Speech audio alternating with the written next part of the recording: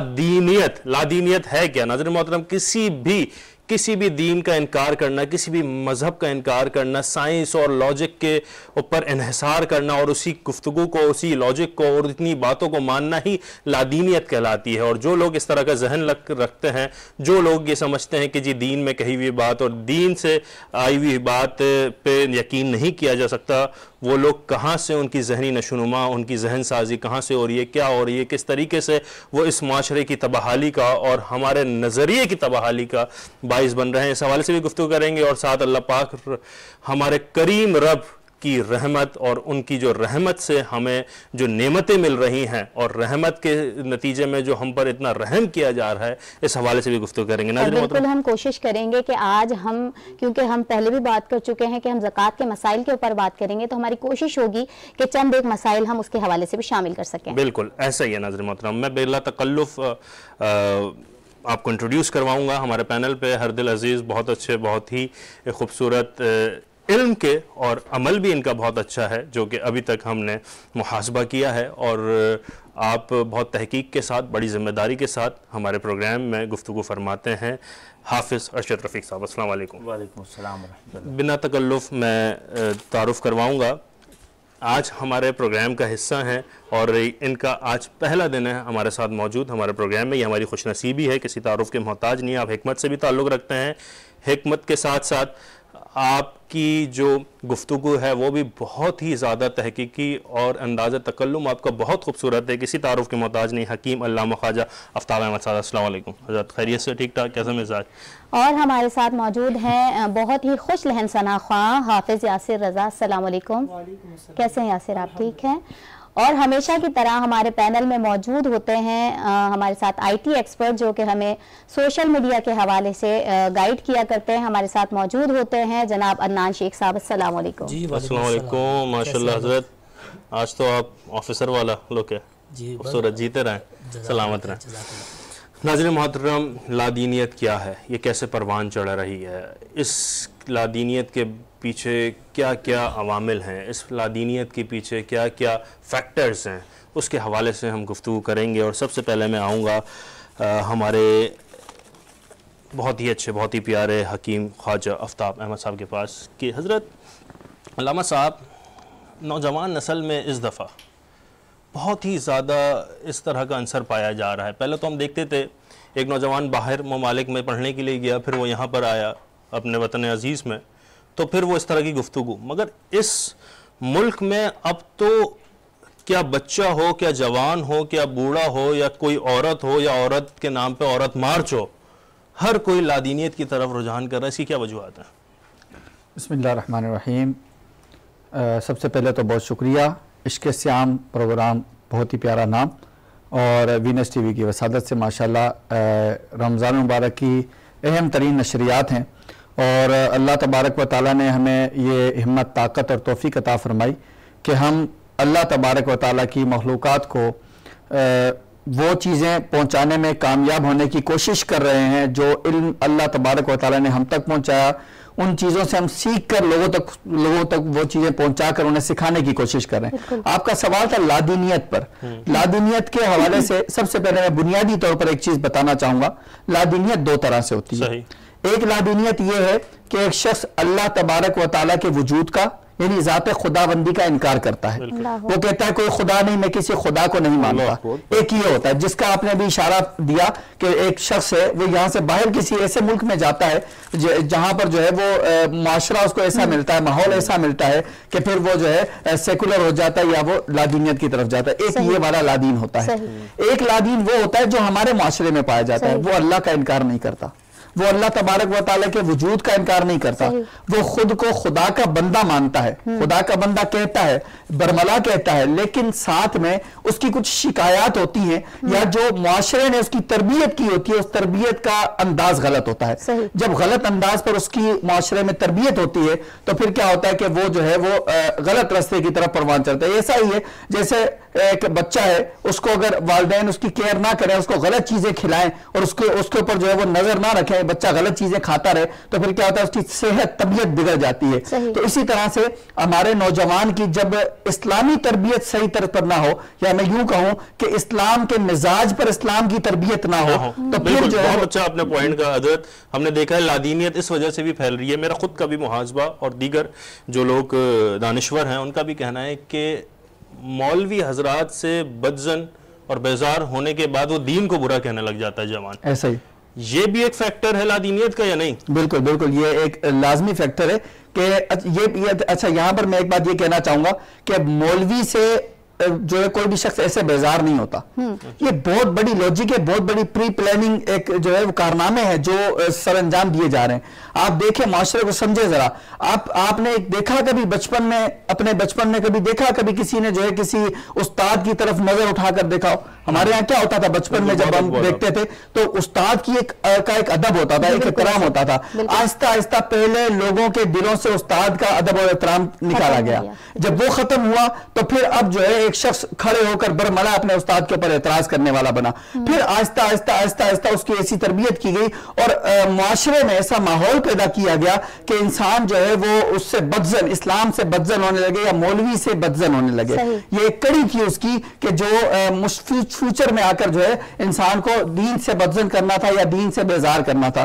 और इसमें एक बहुत बड़ा किरदार जो सोशल मीडिया ने अदा किया और उन लोगों ने, उन कारिंदों ने अदा किया जो खरीद याफ्ता गुलाम थे, उन लोगों के जिन्होंने जो है वो टारगेट बनाया ऐसी सोसाइटीज को, ऐसे लोगों को, ऐसे मुआशरे को जहां जो है लोग बड़ी आसानी से किसी भी चीज को तस्लीम कर लेते हैं। तो हमारे यहाँ बदकिस्मती से बिल्कुल यही माहौल हुआ कि जब हमारे सामने पहली बार कोई छोटी सी चीज आई, इस्लाम के खिलाफ आई, तो हमने उसको छोटा सा जानकर उसको इग्नोर कर दिया। जब उसको छोटा सा जानकर इग्नोर किया तो आहिस्ता आहिस्ता वही चीज बहुत बड़ी होकर हमारे सामने आई। इसकी मिसालें बहुत सारी आपके सामने मौजूद हो सकती हैं, बहुत सारी मिसालें आप माशरे में देख सकते हैं कि आज से कुछ साल कबल जो चीजें हमारे सामने पेश की गई, जिस तरह से इस्लाम के खिलाफ चीजों को, या यूं कह लें कि जैसे कुरान को जलाया गया, एक मिसाल है आपके सामने हुआ। 3 बार ये वाकया हो चुका, कुरान को जलाया गया। पहली बार जब वाकया हुआ तो बदकिस्मती के साथ एक तो कुरान को जलाया गया, मुसलमानों की दिलाजारी की गई, उसके बाद जिन मुसलमानों ने उस पर आवाज उठाई उनके खिलाफ लोगों को बदजन कर दिया गया। आप देखें, रिसर्च उठाकर देखें, लोग उनसे बदजन हुए जिन्होंने ये एतराज किया कि कुरान को क्यों जलाया गया। तो ये आपको समझ में नहीं आ रहा कितना बड़ा प्लान है। अब क्या हुआ कि जब लोग उनसे बदजन हो गए, ये तो तमाशा कर रहे हैं, ये तो रोड बंद कर रहे हैं, ये तो जो है वो इंतशार फैला रहे हैं। हालांकि इंतशार वो नहीं दिखा कि जो पहले फैलाया गया था, वो पहला बुनियादी इंतशार नहीं दिखा, इंतशार दिख गया। तो ऐसा ही होता है, बिल्कुल इसी तरह से आइंदा भी होता रहेगा। तो मैं कहना चाहूंगा यहाँ अपने सोशल मीडिया इस्तेमाल करने वाले हमारे भाइयों को, हमारी बहनों को, कि आप सोशल मीडिया इस्तेमाल करें लेकिन एहतियात के साथ। अब सोशल मीडिया आप बात कर रहे हैं सोशल मीडिया के हवाले से, तो मैं, क्योंकि आपने सोशल मीडिया का पॉइंट छेड़ ही दिया है, तो मैं चाहूंगी कि हम अदनान साहब की तरफ आ जाए ना, कि उनसे भी जान लेते हैं कि क्या आप भी ये समझते हैं कि सोशल मीडिया जो है वो सिर्फ लादीनियत को फैलाने में किरदार अदा कर रहा है या उसके रोकथाम में भी कोई किरदार अदा कर रहा है? जी, बिस्मिल्लाहिर्रहमानिर्रहीम। सबसे पहले तो बहुत बहुत शुक्रिया, और एक अच्छा एक सवाल है क्योंकि इस्लाम और दीन के हवाले से इसको एक मुझे मौका मिल रहा है कि मैं इसके हवाले से इसके अंदर अपना कंट्रीब्यूशन दे सकूं। अच्छा देखें, यहाँ पर ज़ाहिर बात है, यहाँ पर दीनी और इस्लाम के हवाले से यहाँ पे बहुत बड़े यहाँ पर हमारे हजरात यहाँ पर बैठे हुए हैं। उसके आगे उसमें तो खैर बात नहीं कर सकता, लेकिन बात पर्टिकुलर सोशल मीडिया की तो मैं इत्तेफाक नहीं करूँगा इस बात से। मैं ये कहना चाहूँगा कि सोशल मीडिया एक वाहिद ज़रिया बना है इस्लाम को, दीन को फैलाने का। इस वक्त एक एग्जाम्पल देके फिर मैं आपकी बात को आगे शुरू करूँगा। 2022 की एक रिपोर्ट थी कि जो व्हाट्सअप है, दुनिया की जो टोटल आबादी है वो है 8 अरब। सही। और जो व्हाट्सअप की जो उस वक्त की जो रिपोर्ट थी वो थी 2.5 अरब। और आज 2024-23 के लास्ट पे दिसंबर में जो रिपोर्ट है वो है 4 अरब, यानी 50, यानी अगर 8 लोग घूम रहे हैं तो उसमें से 4 लोग जो हैं व्हाट्सअप यूज़ करते हैं। तो आपने देखा होगा जब मैं छोटा था ना, जब मैं देखता था अपने वालिद साहब को, तो घर पे कुछ लोग आया करते थे और उनको ना तबलीग की दावत दिया करते थे और उनको बुलाते थे। अक्सर आते थे, जब मेरे वालिद साहब नहीं होते थे वो चले जाते थे। यानी कई दफ़ा वो आते थे, एक दफ़ा मिल गए तो उनसे बात कर ली, फिर उनको दावत दे दी, कुछ बात कर ली। लेकिन यहाँ आज के दौर के अंदर सोशल मीडिया के प्लेटफॉर्म के ज़रिए आप देखें लाखों करोड़ों लोगों के साथ आप पूरी दुनिया भर से, जिससे चाहे आप अपनी दीन की बात खो के आप उनसे अपनी बातें कर रहे हैं, और ना कि सिर्फ बातें कर रहे हैं बल्कि वो जो टाइम स्पेंड कर रहे हैं। आपने देखा ना, इमाम साहब का होता है, इमाम साहब जो मस्जिद में नमाज़ पढ़ा रहे होते हैं, ज़्यादा बात है टाइम स्पेंड कर रहे होते हैं, उनकी सैलरी बांधी जाती है। तो हर कोई तो टाइम नहीं दे सकता ना, तो इसलिए उनको ये रखा गया कि जब ये टाइम लगा रहे हैं तो उनकी एक हदिया कह लें या उनके जो एक वजीफ़ा कह लें ना, वो रखा जाए। तो आज सोशल मीडिया पे लोगों को आसानी होगी, क्योंकि वो जितनी तेज़ी के साथ इस्लाम को फैलाने में लगे हैं, उतनी ही तेज़ी से उनका जो टाइम है, उनकी जो उसका रिवॉर्ड है फाइनेंशियली, वो लाखों रुपए कमा रहे हैं, बल्कि मैं कह सकता हूँ करोड़ों रुपए कमा रहे हैं। ऐसे बहुत सारे आलिम मुफ्ती हैं, आप देखते हैं उनके प्रोग्राम, आप सोशल मीडिया उठाते हैं, आप व्हाट्सएप उठाते हैं, कि कोई ऐसा दिन नहीं है जिस दिन उनके कोई मैसेज। आपका कहने का मकसद इन शॉर्ट ये है कि जो सोशल मीडिया है, अगर उसके ज़रिए कुछ नुकसानात हो भी रहे हैं तो अलगर्ज ये कि वो फ़ायदे में भी इस्तेमाल हो रहा है। जी बिल्कुल, ज़्यादातर फ़ायदे में इस्तेमाल हो रहा है। बिल्कुल, बहुत खूबसूरत वजह फरमाया आपने। मैं हाफिज़ पॉइंट ऑफ व्यू मैं अपना जरूर देना मैं आप ही की तरफ आ रहा था हाफिज़ साहब, थोड़ा सा, क्योंकि मुझे रहा नहीं गया, मैंने कहा इस पर मैं एक कता कलामी भी करता चलूँ कि लादीनियत का जो ताल्लुक़ है असल में वो हमारी इबादत का मसला नहीं है। सोशल मीडिया के ज़रिए और दीगर चीज़ों के ज़रिए इबादत और दीगर मालूमाती इंफॉर्मेशन तो हमें मिलती है, लेकिन जो माशरा जिस तरफ जा रहा है वो ये है नान साहब कि माशरा कहते हैं कि हमारे माशी मसाइल हो, हमारे दीगर सोशल मसाइल हों, इसको शरीयत से सनद मिलनी चाहिए। चूँकि इख्तलाफ ये है कि इसको शरीयत से सनद के बगैर कहते हैं ऐसे ही चलाना चाहिए। यानी कि अल-मुख्तसर अगर मैं कहूँ तो ये लादीनियत का जो ताल्लुक़ है वो ये है कि अल्लाह की ज़मीन पर वो कहते हैं भाई इसको एक इवेंट किया जाए, उम्रे भी कर लिया जाए, हज भी कर लिया जाए, और कहीं बैठ के कुरान खानी भी कर लिया जाए, ईदैन की नमाज भी कर ली जाए, लेकिन अल्लाह की ज़मीन पर अल्लाह का निज़ाम नाफिज ना हो, अल्लाह की ज़मीन पर अल्लाह का कानून नाफिज ना हो। इसके लिए जो किरदार है डेफिनेटली वो बड़ी ज़रूरत है इस अमर की कि इस पर काम हो सके। मैं चाहूंगी कि हम यहाँ पर एक नाच शामिल कर लें। बिल्कुल बिल्कुल बिल्कुल, आपने वजह फरमाया। मैं भी ऐसे ही समझता हूँ अदनान साहब कि शरीयत की तरफ से एक सर्टिफिकेशन या फिर एक इदारे की तरफ से सर्टिफिकेशन मिलना चाहिए कि जी आप अगर से सोशल मीडिया पर कोई भी चीज़ या कोई भी पैगाम पहुँचा रहे हैं या बात कर रहे हैं तो आया ये इस चीज़ के अहलियत का हामिल है या नहीं, या फिर इस चीज़ इसकी तस्दीक भी ज़रूरी है, और प्लस के जो आपको सुनने वाले हैं वो तो किसी तरीके से उनका जहन भी मुतनफ़िर होगा, और जब भी मुतनफ़िर जहन होगा तो फिर वो माशरे के बिगाड़ का बाइस बनेगा, क्योंकि यहाँ मसला निज़ाम का है, निज़ाम का निज़ाम नहीं चाह रहे हैं। ऐसा ही है, बिल्कुल। सेकुलरिज्म के हामी हैं, वो अल्लाह के निज़ाम को नहीं चाहते। छोटी सी मेरा जो आपके तरफ निशानदेही करने का था वो ये था, अभी आप माशाल्लाह से गुफ्तगू कर रहे हैं, अभी अल्लामा साहब ने इतनी सैरंगेज़ गुफ्तगू की है, तो ये आप क्या समझते हैं टीवी से ज़्यादा सोशल मीडिया पे वायरल होगा नहीं होगा? तो ये जो हमारी गुफ्तगू है ये सोशल मीडिया पे वायरल होनी, और ये अच्छी और मुस्बत जो बातें हैं ये सोशल मीडिया तक जा रही है। असल में सोशल मीडिया है क्या? सोशल मीडिया एक सॉफ्टवेयर, एक मशीन है जिस असल जो चीज़ें वो आप और हम है जो उसके अंदर फीड कर रहे हैं, जो कंटेंट हम देंगे। मगर अदनान साहब लैक ऑफ ऑथेंटिफिकेशन भी तो है ना, ऑथेंटिसिटी नहीं है, हाथ में चीज़ें कैसे बोलते हैं? मीडिया की ज़रूरत आज क्यों रह गई कि वो जो सोशल मीडिया पे चल रहा होता है जब तक हम टेलीविजन में उसको देखते नहीं उसकी तस्दीक नहीं हो पाती। हाँ, ये बात वरना सोशल उसको देख कर अगर हम ये बात है, बिल्कुल ऐसे ये तवील गुफ्तगू है नाज़रीन, ये तवील गुफ्तगू है और ये एक बहुत ही एक मुबाहिसा और सहर हासिल मुबाहिसा है ये, और इस पर हम बात भी करेंगे। मगर मैं चाहूँगा कि सरवर दो जहाँ मेरे आका मौला सल्लल्लाहु अलैहि वसल्लम की बारगाह में हदियतन तोहफ़तन नजरानतन हमारे कुलूब को मुनव्वर करने के लिए, हमारे ईमान को जला बख्शने के लिए, हमें इश्क़ नबी में मचलने के लिए मैं चाहूँगा कि हाफिज़ यासिर रज़ा क़ादरी से कि वो अपनी खूबसूरत आवाज़ में और ख़ूबसूरत अशार में हमारे कुलूब को और हमारे दिलों को मुनव्वर करें।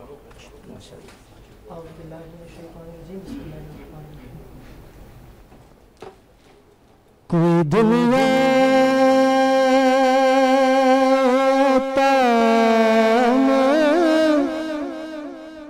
नहीं हमका तेरा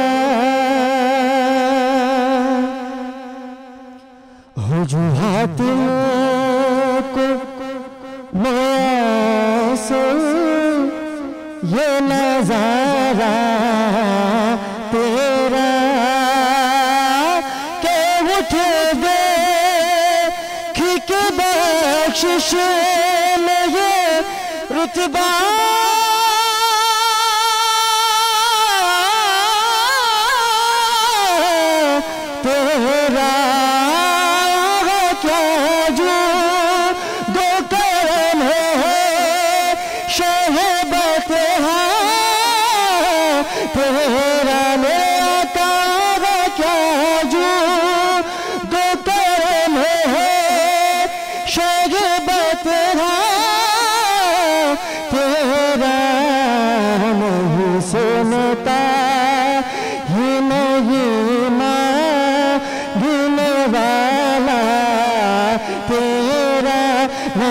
सुनता ही नहीं मानने वाला तेरा। तेरी निस्बत से है ताक़ीर मेरी लोगों में, तू अलग हो तो मेरी जात में रखा क्या है। और मुफ्त पाला था तभी काम की आदत न पड़ी, अब अमल पूछते हैं निकम्मा तेरा। मुझसे ना चीज पे है तेरी इनायत कितनी, तूने हर दाम पे की मेरी हिमायत कितनी। क्या बताऊं तेरी रहमत में है वुसअत कितनी। मेरे आका एक में क्या मेरी सिया की हकीकत कितनी। मुझसे सौला खेते काफी है इशारा तेरा। मुझसे सौला खेते काफी है इशारा तेरा। और हालात के पेश नजर शेर पेश कर रहा हूं, समात कीजिएगा।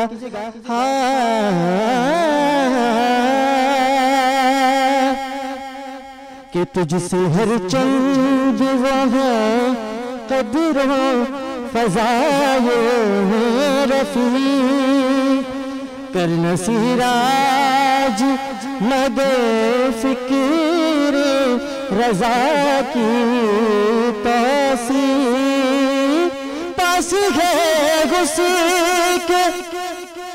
शफाअत का वसीला।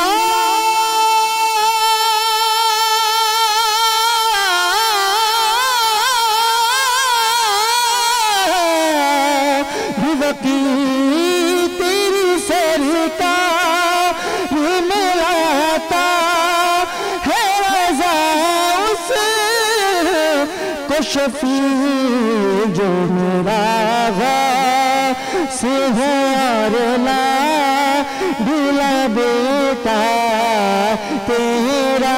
जो मेरा से है और ना ढूला बेटा तेरा। नहीं सुनता नहीं मांगने वाला तेरा।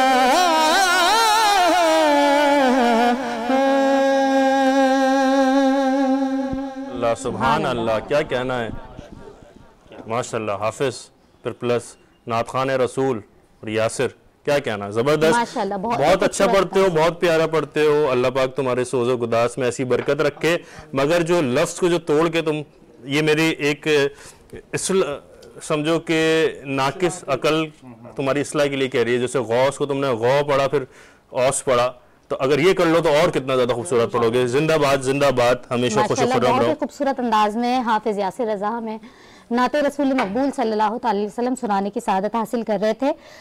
मैं चाहूँगी कि हाफिज साहब आपकी तरफ आऊँ हम, क्योंकि अल्लाह रब्बुल इज़्ज़त की रहमत की बात कर रहे हैं और बेशक उसकी रहमत बड़ी वसी है और ये अशरा भी रहमत का है। तो आप इस पर ज़रा नज़रसानी कीजिएगा हज़रत कि अल्लाह रब्बुल इज़्ज़त की रहमत में और आफियत में इसको हम किस तरह देख सकते हैं, इसको किस तरह समझा जा सकता है। और एक चीज़ और इसमें शामिल कर लीजिएगा कि मग़फ़िरत और अफ़ू में क्या फ़र्क है।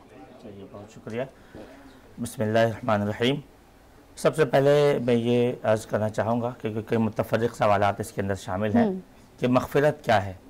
मग़फ़िरत उसे कहते हैं कि अल्लाह पाक किसी बात पर हमें छोड़ दे, माफ़ कर दे, जबकि अफ़ू दरगुज़र का जो ताल्लुक़ है वो माफ़ी भी है और नामाए अमाल से उसका मिट जाना भी है। मग़फ़िरत में मिटता नहीं, गुनाह अपनी जगह कायम रहता है, पर अल्लाह पाक मग़फ़िरत फरमा देता है। और दूसरी बात जो आपकी इसमें शामिल आपने किया कि अल्लाह ताला की रहमत क्या है, दीन और दुनिया की जो भलाइयाँ हैं उसको अल्लाह पाक की रहमत कहते हैं। अल्लाह के नबी सल्लल्लाहु ताला अलैहि वसल्लम की एक हदीस भी इसमें ऐड करें कि मन सल्ला अला मरतन फ़तहल्लाहु लहु बाबन मिनल आफ़िया, जिसने एक मरतबा दुरूद पाक पढ़ा उस पर रहमत के दरवाजे एक खोल दिए जाते हैं, तो उस पर एक रहमत का आफियत का दरवाज़ा खोल दिया जाता है। अच्छा, तो यहाँ पे लफ्ज़ जो आफियत इस्तेमाल किया गया है हदीस में, रहमत नहीं है, आफियत है। तो आफियत मतलब ये है कि हर वो चीज़ जो खैर की तरफ माइल कर दे, यानी कि खैर का दरवाज़ा अल्लाह खोल देता है अकॉर्डिंग टू इस हदीस के। अब आ जाते हैं इसमें आपका तीसरा सवाल कि अल्लाह ताला की रहमत क्या है। इसको यूँ समझते हैं कि बनी इसराइल में एक शख्स था कि जिसके साथ मामला ये था कि अल्लाह ताला बहुत इबादत गुजार था, उसने 30 साल अल्लाह ताला की इबादत की लगातार मुतवातिर। फरमाया कि अल्लाह पाक ने उसके लिए वो जंगल चला गया अल्लाह की इबादत के लिए, कंसंट्रेशन के लिए, और उसने वहाँ जाकर एक जगह सुकूनत इख्तियार की। अल्लाह ताला ने उसके लिए एक नदी बहा दी जिससे वो सैराब होता, पानी पीता। फिर एक सेब का दरख्त अल्लाह पाक ने अपने कुदरत से उगा दिया। जब उसे भूख लगती तो वो सेब की तरफ देखता और वो सेब नीचे उसकी तरफ आता, टहनी नीचे आती, अल्लाह ताला की कुदरत, और वो उससे इस्तिफादा हासिल करता। यूँ उसने 30 साल अल्लाह की इबादत की। अब नाज़रीन की तवज्जो चाहूँगा, 30 साल अल्लाह की इबादत करने के बाद वो रब ताला के पास पहुँचा। रब ताला ने कहा, जा मैंने तुझे अपने रहमत से बख्श दिया। जब उसने ये बात सुनी कि अल्लाह ने मुझे अपने रहमत से बख्श दिया, तो मेरे जो 30 साल की इबादत हैं उसका क्या हुआ। उसके दिल में एक ख्याल गुजरा। अल्लाह ताला चूँकि दिलों के हाल से वाकिफ़ है, उसने कहा, ऐ मेरे फरिश्तों, मेरे इस बंदे को ऐसा करो जहन्नम में ना डालना, ये बदगुज़ीदा बंदा है, इबादत गुजार बंदा है, लेकिन इसको जहन्नम के करीब से घुमा कर ले आओ। फरिश्ते ले गए जहन्नम के जानिब, और अभी जहन्नम बहुत दूर है, कोसों मील दूर है कि इसने अल्लाह तश की सदाएं बुलंद की, मुझे प्यास है। जहन्नम की जो गर्मी है उसे बर्दाश्त ना कर सका और अल्लाह तश की सदाएं बुलंद की। एक फरिश्ता प्याले में पानी लेके गुजरता और ये शख्स कहता, भाई मुझे प्यास है। तो फरिश्ते ने कहा, भाई ये दुनिया नहीं है, यहाँ मामला दीगर है, यहाँ पे मामला अलग है, यहाँ कुछ देना पड़ेगा। कहा, क्या देना पड़ेगा। कहा, एक प्याले पानी के बदले 10 साल की इबादत लूंगा। अल्लाहू अकबर। उसने कहा कि भाई प्यास का आलम यह है कि मैं मर जाऊंगा। उठाया उसने और उस कोजे से उस प्याले से पानी पी लिया। थोड़ा सा और आगे चला, अलगज़ ये कि दोबारा यही हालत हुई, अल्लाह तश मुझे प्यास है। एक फरिश्ता दोबारा गुजरा, दूसरा प्याला भी उसने पी लिया, और तीसरी दफ़ा भी एक फरिश्ता गुजरा। जहन्नम अभी बहुत दूर है। जहन्नम फरमाया कि उसकी जो गर्मी का क्या अंदाज़ा होगा कि जहन्नम की जो चिंगारियाँ हैं वो मिस्र के ऊँट के बराबर है। अल्लाह पाक हमें महफूज फरमाए। जो अल्लाह पाक अलामान वल हफीज़। तीसरा प्याला भी पी गया, अभी जहन्नम बहुत दूर है। अल्लाह ने कहा है, ऐ मेरे फरिश्तों, मेरे बंदे को ले आओ। अभी बंदा खौफज़दा कि भाई मैंने 30 साल की इबादत तो 3 प्याले पानी के बदले बेच दिया। अभी तो अल्लाह ताला ने जो 30 साल मेरे लिए दरिया बहाया, मेरे लिए सेब, उसका तो हिसाब हो ही नहीं। अब अल्लाह के बारगाह में खड़ा होता, या बारे रहा, अब मेरा क्या बनेगा। मैंने तो तेरे नेमतों का मैं क्या शुक्र अदा करूं। फबी आलाए रब्बिकुमा तुकज़्ज़िबान, कि तुम मेरी नेमतों को क्या, कौन कौन से नेमतों को छुटलाओगे। अभी मैं क्या करूं, 3 प्याले पानी के बदले 30 साल की इबादत बेच गया, अब क्या बनेगा, पता नहीं मेरे लिए क्या हुक्म होता है। बिलाखिर रब ताला ने फरमाया, मेरे बंदे जा, मैंने तुझे अपने रहमत से बख्श दिया। खुशी खुशी जन्नत चला गया। तो अलमकसूद ये है कि अल्लाह ताला की रहमत ये है कि आप इबादत, रियाजात, मुजाहिदात कर लें, लेकिन अगर अल्लाह ताला की रहमत शामिल हाल ना हो तो जन्नत का फैसला भी नहीं होता। अल्लाह पाक हम सबको अपनी रहमत के चादर में ढांप ले। ये जो माह हमारा इश्क़ सयाम है, इश्क़ सयाम के हर बंदे को अल्लाह पाक अपनी रहमत से माला माल सयाम में बैठे हुए हर बंदे को, नाजरीन और हाजरीन को भी, और नाजरीन को तो बिलखुसूस कि नाजरीन आप लोगों की वजह से ही हमने यहाँ पर ये बज़म सजाई है, आप लोगों की वजह से ही यहाँ पर हमने ये सवालात का सिलसिला और ये खूबसूरत तरीन जो नशिस्त रखी है, सिर्फ आप लोगों की वजह से कि आप लोग इससे इस्तेफादा करें, आप लोग इसको देख के अपने ज़ाती ज़िंदगी को बेहतर ला सकें। मैं बिल्कुल बहुत अच्छा आप रहमत के हवाले से और अफूद के बारे में और मग़फ़िरत के भी हवाले से जो आप गुफ्तगू फरमा रहे थे, बहुत बेहतरीन और बहुत ज़बरदस्त फरमा रहे थे। और लादीनियत पे भी नाज़रीन मोहतरम हम गुफ्तगू करेंगे, और मेरा सवाल भी लादीनियत के हवाले से है।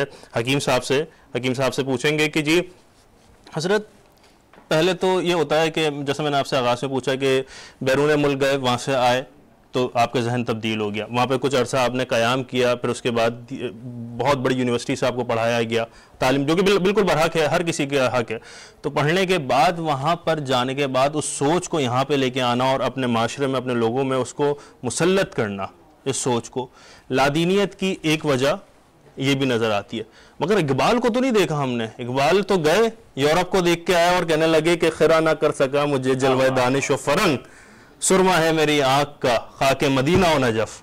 क्या कहना, इकबाल को तो नहीं कर सका, मगर ये इकबाल का कलाम, इकबाल की सोच तो एक अलग है, वो तो एक अलग ही तबका है, उसकी तो बात ही क्या किया जाए, वो तो हमारा समझे कि इल्मी तौर पे एलीट क्लास का तबका है। मगर यहाँ पर जो लोग अपने ऑफिस में और अपने यूनिवर्सिटीज़ में ये लिख के लगा देते हैं कि religious and political discussion is prohibited, ये भी क्या वजह है लादीनियत की, कैसा देखते हैं आप?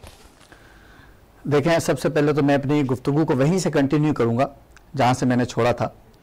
और बीच में साहब ने फरमाया कि जो है इंटरनेट जो है वो एक बहुत बड़ा मददगार साबित होता है दीन सीखने में, बल्कि, और बिल्कुल बजा फरमाया कि इस वक्त जो है वो ये हमारा सोशल मीडिया है या इंटरनेट के लिए बहुत ज़्यादा मददगार साबित है। लेकिन शिकागो की एक रिसर्च के मुताबिक बताया गया कि लादीनियत को फ़रोग़ देने में भी सबसे बड़ा जो हाथ है वो इंटरनेट का है। ठीक है, इस पर मैं आऊंगा, वाज़े भी करूंगा कि ये कैसे। अब आई आपकी बात, आपने कहा कि इकबाल भी यूरोप गए, लेकिन इकबाल तो यूरोप से लादीनियत नहीं लेकर आए, वो तो आए और उन्होंने कहा कि की मोहम्मद से वफात तो हम कह रहे हैं,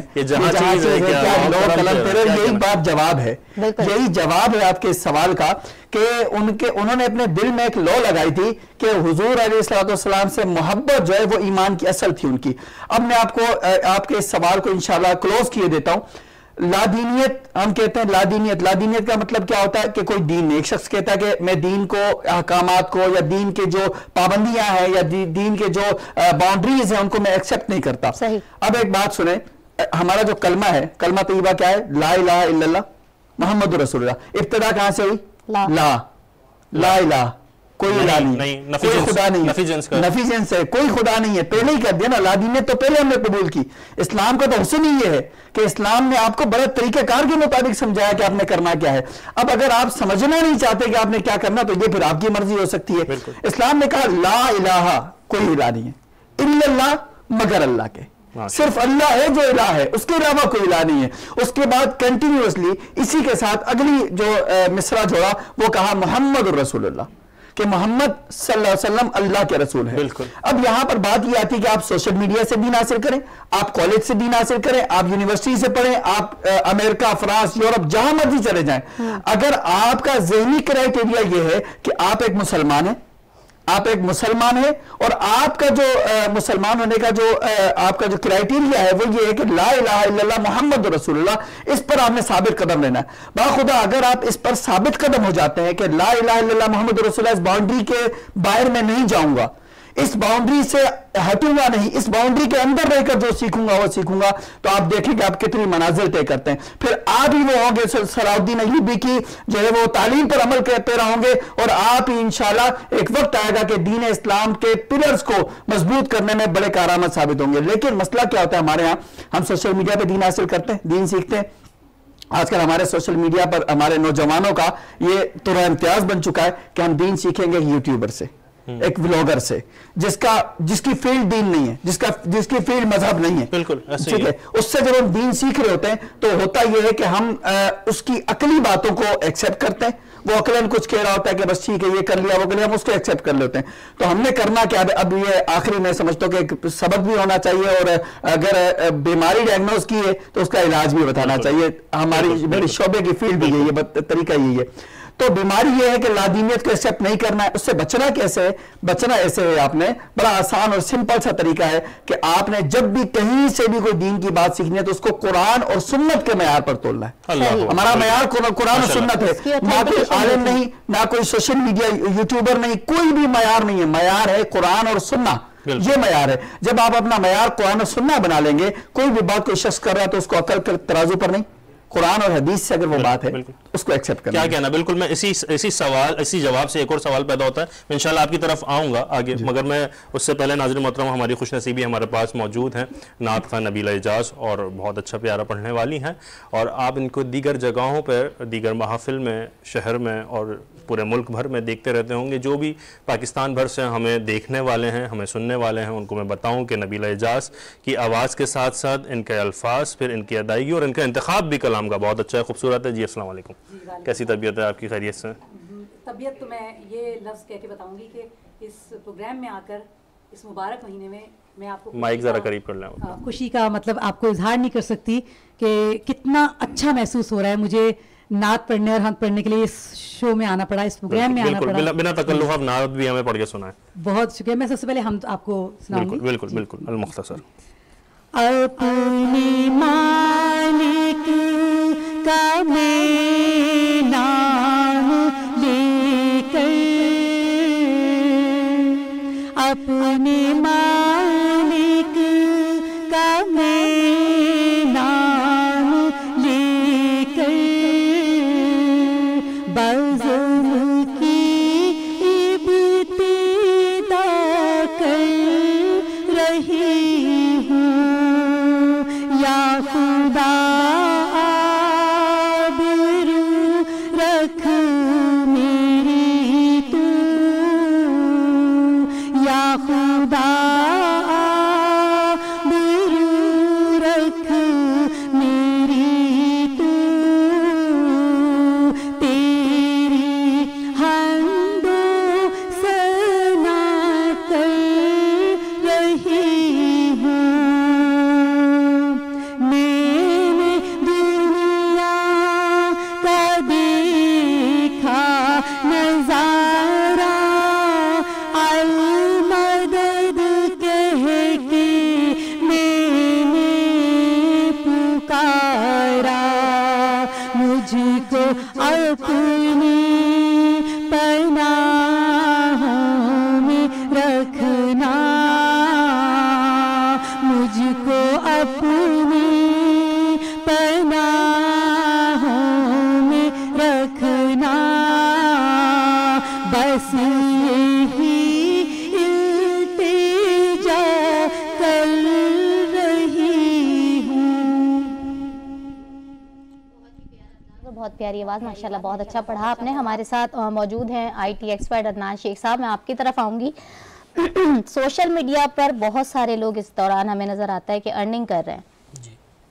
तो सोशल मीडिया पर, क्योंकि ज़ाहिर है जब लोग अर्निंग कर रहे हैं तो उनके पास कोई ना कोई टैलेंट होता है। जैसे हम अपने दीगर प्रोग्राम्स में बात करते रहे कि वो अपने किसी मखसूस कंटेंट को लेकर आगे चलते हैं, क्योंकि जब भी आप कोई वर्क शुरू करते हैं तो उसका कंटेंट देखा जाता है। तो अगर किसी के पास कोई टैलेंट मौजूद है, कोई गाता अच्छा है, कोई पढ़ता अच्छा है, किसी को एक्टिंग अच्छी आती है, तो दीगर इस तरह से लोग अर्निंग कर रहे हैं सोशल मीडिया पे। अब मैं ये जानना चाहूँगी कि ऐसे लोग जिनको लगता है कि हमारे पास कोई टैलेंट नहीं है, तो क्या वो बगैर नज़र आए भी किसी तरह अर्निंग कर सकते हैं? जी, बहुत अच्छा सवाल है। जी बिल्कुल कर सकते हैं और कर रहे हैं। असल में देखें, पहले एक टाइम था जब हम छोटे से बच्चे से पूछा करते थे कि बेटा बड़े होके क्या बनना चाहते हो, तो कहता था डॉक्टर बनना है, इंजीनियर बनना है, टीचर बनना है। लेकिन अभी कुछ थोड़ा सा रुझान जो है उसको हर किसी को यूट्यूबर बनना है। तो सिर्फ यूट्यूबर इस वजह से नहीं बनना कि उसमें इतना आसान है कि अगर मैं दिखता अच्छा हूँ तो मैं उस हिसाब से शायद पैसे कमाना शुरू कर दूँ, या मेरी आवाज़ अच्छी है तो मैं चाहे वो नात कलाम पढ़ के या कोई सिंगिंग के ज़रिए भी मैं उसके अंदर अर्निंग कर सकता हूँ। कोई किसी में कोई एक्स्ट्रा टैलेंट है उसको इस्तेमाल करके वो यूज़ कर रहा है, तो ये इस हिसाब से नहीं कि यहाँ पे आसानी है तो इस वजह से कर रहा है। असल जो मकसद है ना, मेन जो वजह है वो ये है कि इसमें 2 पॉइंट्स हैं। एक पॉइंट ये है कि एक्टिव इनकम, एक है पैसिव इनकम। ये जितने भी काम है जिसमें जो हम शोबाजात है इसके अंदर सिर्फ ये सारी एक्टिव इनकम है कि जब तक आप काम कर रहे हैं तब तक आपको वो इनकम मिल रही होती है। जब आप काम नहीं कर रहे हैं तो इनकम नहीं। इवन कि अगर आपने एक दिन की छुट्टी कर ली तो वो पैसे कट जाते हैं। लेकिन ये जो यूट्यूब है इसकी सबसे बड़ी वजह जो यहाँ आने की है वो ये है कि ये है पैसिव इनकम। आप सो रहे हैं लेकिन जब आप सुबह उठ रहे होते हैं तो आपका मीटर चल रहा होता है और आपके अकाउंट में पैसे फॉल कर रहे होते हैं। ठीक है, तो अच्छा अब आपके आगे सवाल के जिसमें कोई टैलेंट नहीं है। बहुत सारे ऐसे लोग होते हैं जो शाय होते हैं, जो शर्मीले होते हैं, बाजार भले बहुत अच्छा दिखते हो लेकिन वो नहीं चाहते कि वो सामने आए, उनकी वॉइस सामने आए। तो उनके लिए जो जिसे कहते हैं सोफिस्टिकेटेड का वर्क है वो है वेबसाइट के थ्रू काम करना।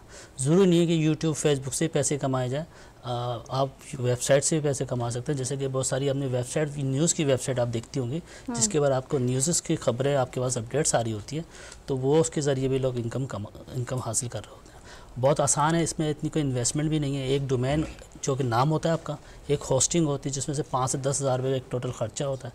वो करने के बाद आप एक वेबसाइट डेवलप करते हैं। उस वेबसाइट के अंदर फॉर एग्जांपल मैं आपको दे देता हूँ कि मिसाल के तौर पे मैंने अभी एक टीवी के अंदर कोई न्यूज़ देख लेता हूँ कि कोई इस तरह की कोई इंसिडेंट हो गया या इसराइल पे कोई ऐसी कोई न्यूज़ आ गई, उस न्यूज़ को बना के मुझे उस वेबसाइट पे अपलोड करना है और उसका लिंक जो है मुझे सोशल मीडिया पे उसको अपलोड करके उसको फॉल यानी उसकी लिंक बिल्ड वहाँ करवानी। जैसे कोई क्लिक करेगा तो फॉल करेगा हमारी वेबसाइट के बाद। जब वेबसाइट पे विजिट करेगा तो 2 फैक्टर्स आ जाते हैं। एक फैक्टर ये कि जब आपके पास ट्रैफिक है तो वहाँ जो कंपनीज हैं वो आपको ऐड देना शुरू करेंगे। जैसे कि अभी आप यहाँ पर देखेंगे हमारे भी प्रोग्राम चल रहा है, यहाँ पर भी हमें स्पॉन्सर्स मिले हैं, स्पॉन्सर इस बिहाफ पे मिले कि ये लोग व्यूज़ हमें हो रही है ना, बिल्कुल, तो वो लोग हमें देख रहे हैं। तो इसी तरीके से जब वहाँ देखा जाता है वहाँ पर भी ऐड प्लेस हो जाते हैं। नंबर 2 गूगल जो है वो भी हमें ऐड दे रहा होता है। तीसरी चीज़ व्यूज़ के ऊपर भी हमें वो पे कर रहा होता है। तो ज़ाहिर बात है वो आसान तरीका कि आपने यहाँ से कॉपी पेस्ट देखा जाए तो कॉपी पेस्ट रह जाता है, जिसके अंदर आपकी कोई एक्स्ट्रा आपकी कोई एक्सपर्टीज में या रॉकेट साइंस आपका नहीं लग रहा होता और बहुत ही खामोश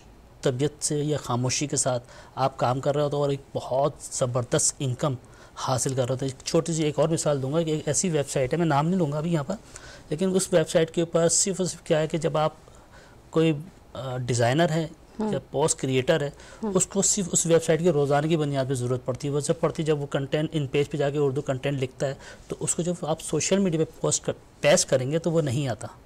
उस टेक्स्ट को आपको उस वेबसाइट पे जाना पड़ता है, वहाँ पे उसको पेस्ट करना पड़ता है। पेस्ट करने के बाद एक पास कोड डालते हैं, कोड डालने के बाद वो उर्दू में कन्वर्ट हो जाता है, उस फॉन्ट में कन्वर्ट हो जाता है जो कि आप फेसबुक पे, तो उनको सिर्फ रोज़ाना के इस वजह से उनको वेबसाइट को क्लिक करनी है। तो इस हिसाब से ही अभी ये 2 दिन पहले मैं देख रहा था तो उन्होंने 13 लाख रुपये महीने का अर्न किया। तो वेबसाइट का जो ऑनर है वो तो कुछ भी नहीं कर रहा, वेबसाइट बना के बैठ चुका है, सिर्फ एक अपडेट्स डाल रहा होता है जो कि शायद वो एक किसी को नॉर्मल एक सैलरी देके भी किसी से काम करवाया जा सकता है और वो काम चल रहा होता तो बहुत बिल्कुल। ये एक बड़ी जिद्दत है नाजरीन कि जिद्दत ऐसी कि जब लोग ज़रिए माश के लिए परेशान हैं और उनके पास कोई ऐसा रोज़गार का ज़रिया नज़र नहीं आता तो वो अपनी औलादों से उनकी पढ़ाई दौरे तालिब इल्म में भी उनको माशी अपने हालात बेहतर करने की कोशिश करवाते हैं। ये बहुत अच्छा है क्योंकि कोई भी मुल्क हो, कोई भी सोसाइटी हो, कहीं दुनिया में कहीं भी जहाँ पे आपको उम्रा लोग नज़र भी आएंगे वहाँ पे आपको गुर्बत भी नज़र आएगी। और गुर्बत से बचने के लिए और अपनी आगे तौर पे माली ज़िंदगी बेहतर करने के लिए एक बहुत अच्छा सहारा है। इसी वजह से अदनान शेख, जिनको मैं कहता हूँ हमारी पैनल की खूबसूरती हैं, ये माशाल्लाह खूबसूरत नज़र भी आते हैं ये और बोलते भी बहुत खूबसूरत हैं और बहुत अच्छा बोलते हैं और ज़रूरत भी है इनके बोलने की हमारे प्रोग्राम में। देखें आखिर एक सोबत का भी असर होता है तो अक्सर आपने देखा हम आपसे हासिल कर रहे हैं माशाल्लाह। और मैं उसी तरफ बिना तकल्लुफ़ आऊँगा लादीनियत की तरफ, और चूँकि हमारा मौजू भी है नाजरीन लादीनियत के हवाले से अल्लामा साहब, ख्वाजा साहब, आप फरमा रहे थे कि अगर आपने दीन हासिल करना है तो कुरान और सुन्नत के पैमाने को उस मयार पे है, कुरान सुन्नत के, कुरान और हदीस के मयार पर है, तो फिर आप किसी भी शख्स की कही हुई बात पर यकीन करें या अमल पैरा हों। मगर मसला तो यहाँ पर यह भी है कि कोई भी शख्स, हमारे नौजवान नस्ल की अगर मैं बात करूँ, उसको पढ़ाने वाला केमिस्ट्री है, उसको पढ़ाने वाला फ़िज़िक्स है, या उसको पढ़ाने वाला साइकोलॉजी है या बायोलॉजी है, उसको पढ़ाने वाला कोई भी सब्जेक्ट पर पढ़ाने वाला है, वो अपने सब्जेक्ट का माहिर है ना, ठीक है, वो पढ़ाएगा अपने सब्जेक्ट, उसका खासा वो है। जब इदारे ने उसको रखा है कि वो पढ़ाए और आपको तालीम दे, आप उससे हासिल करें और जाके अटैम्प्ट करें पेपर पर मार्क्स अच्छे लेके आएँ।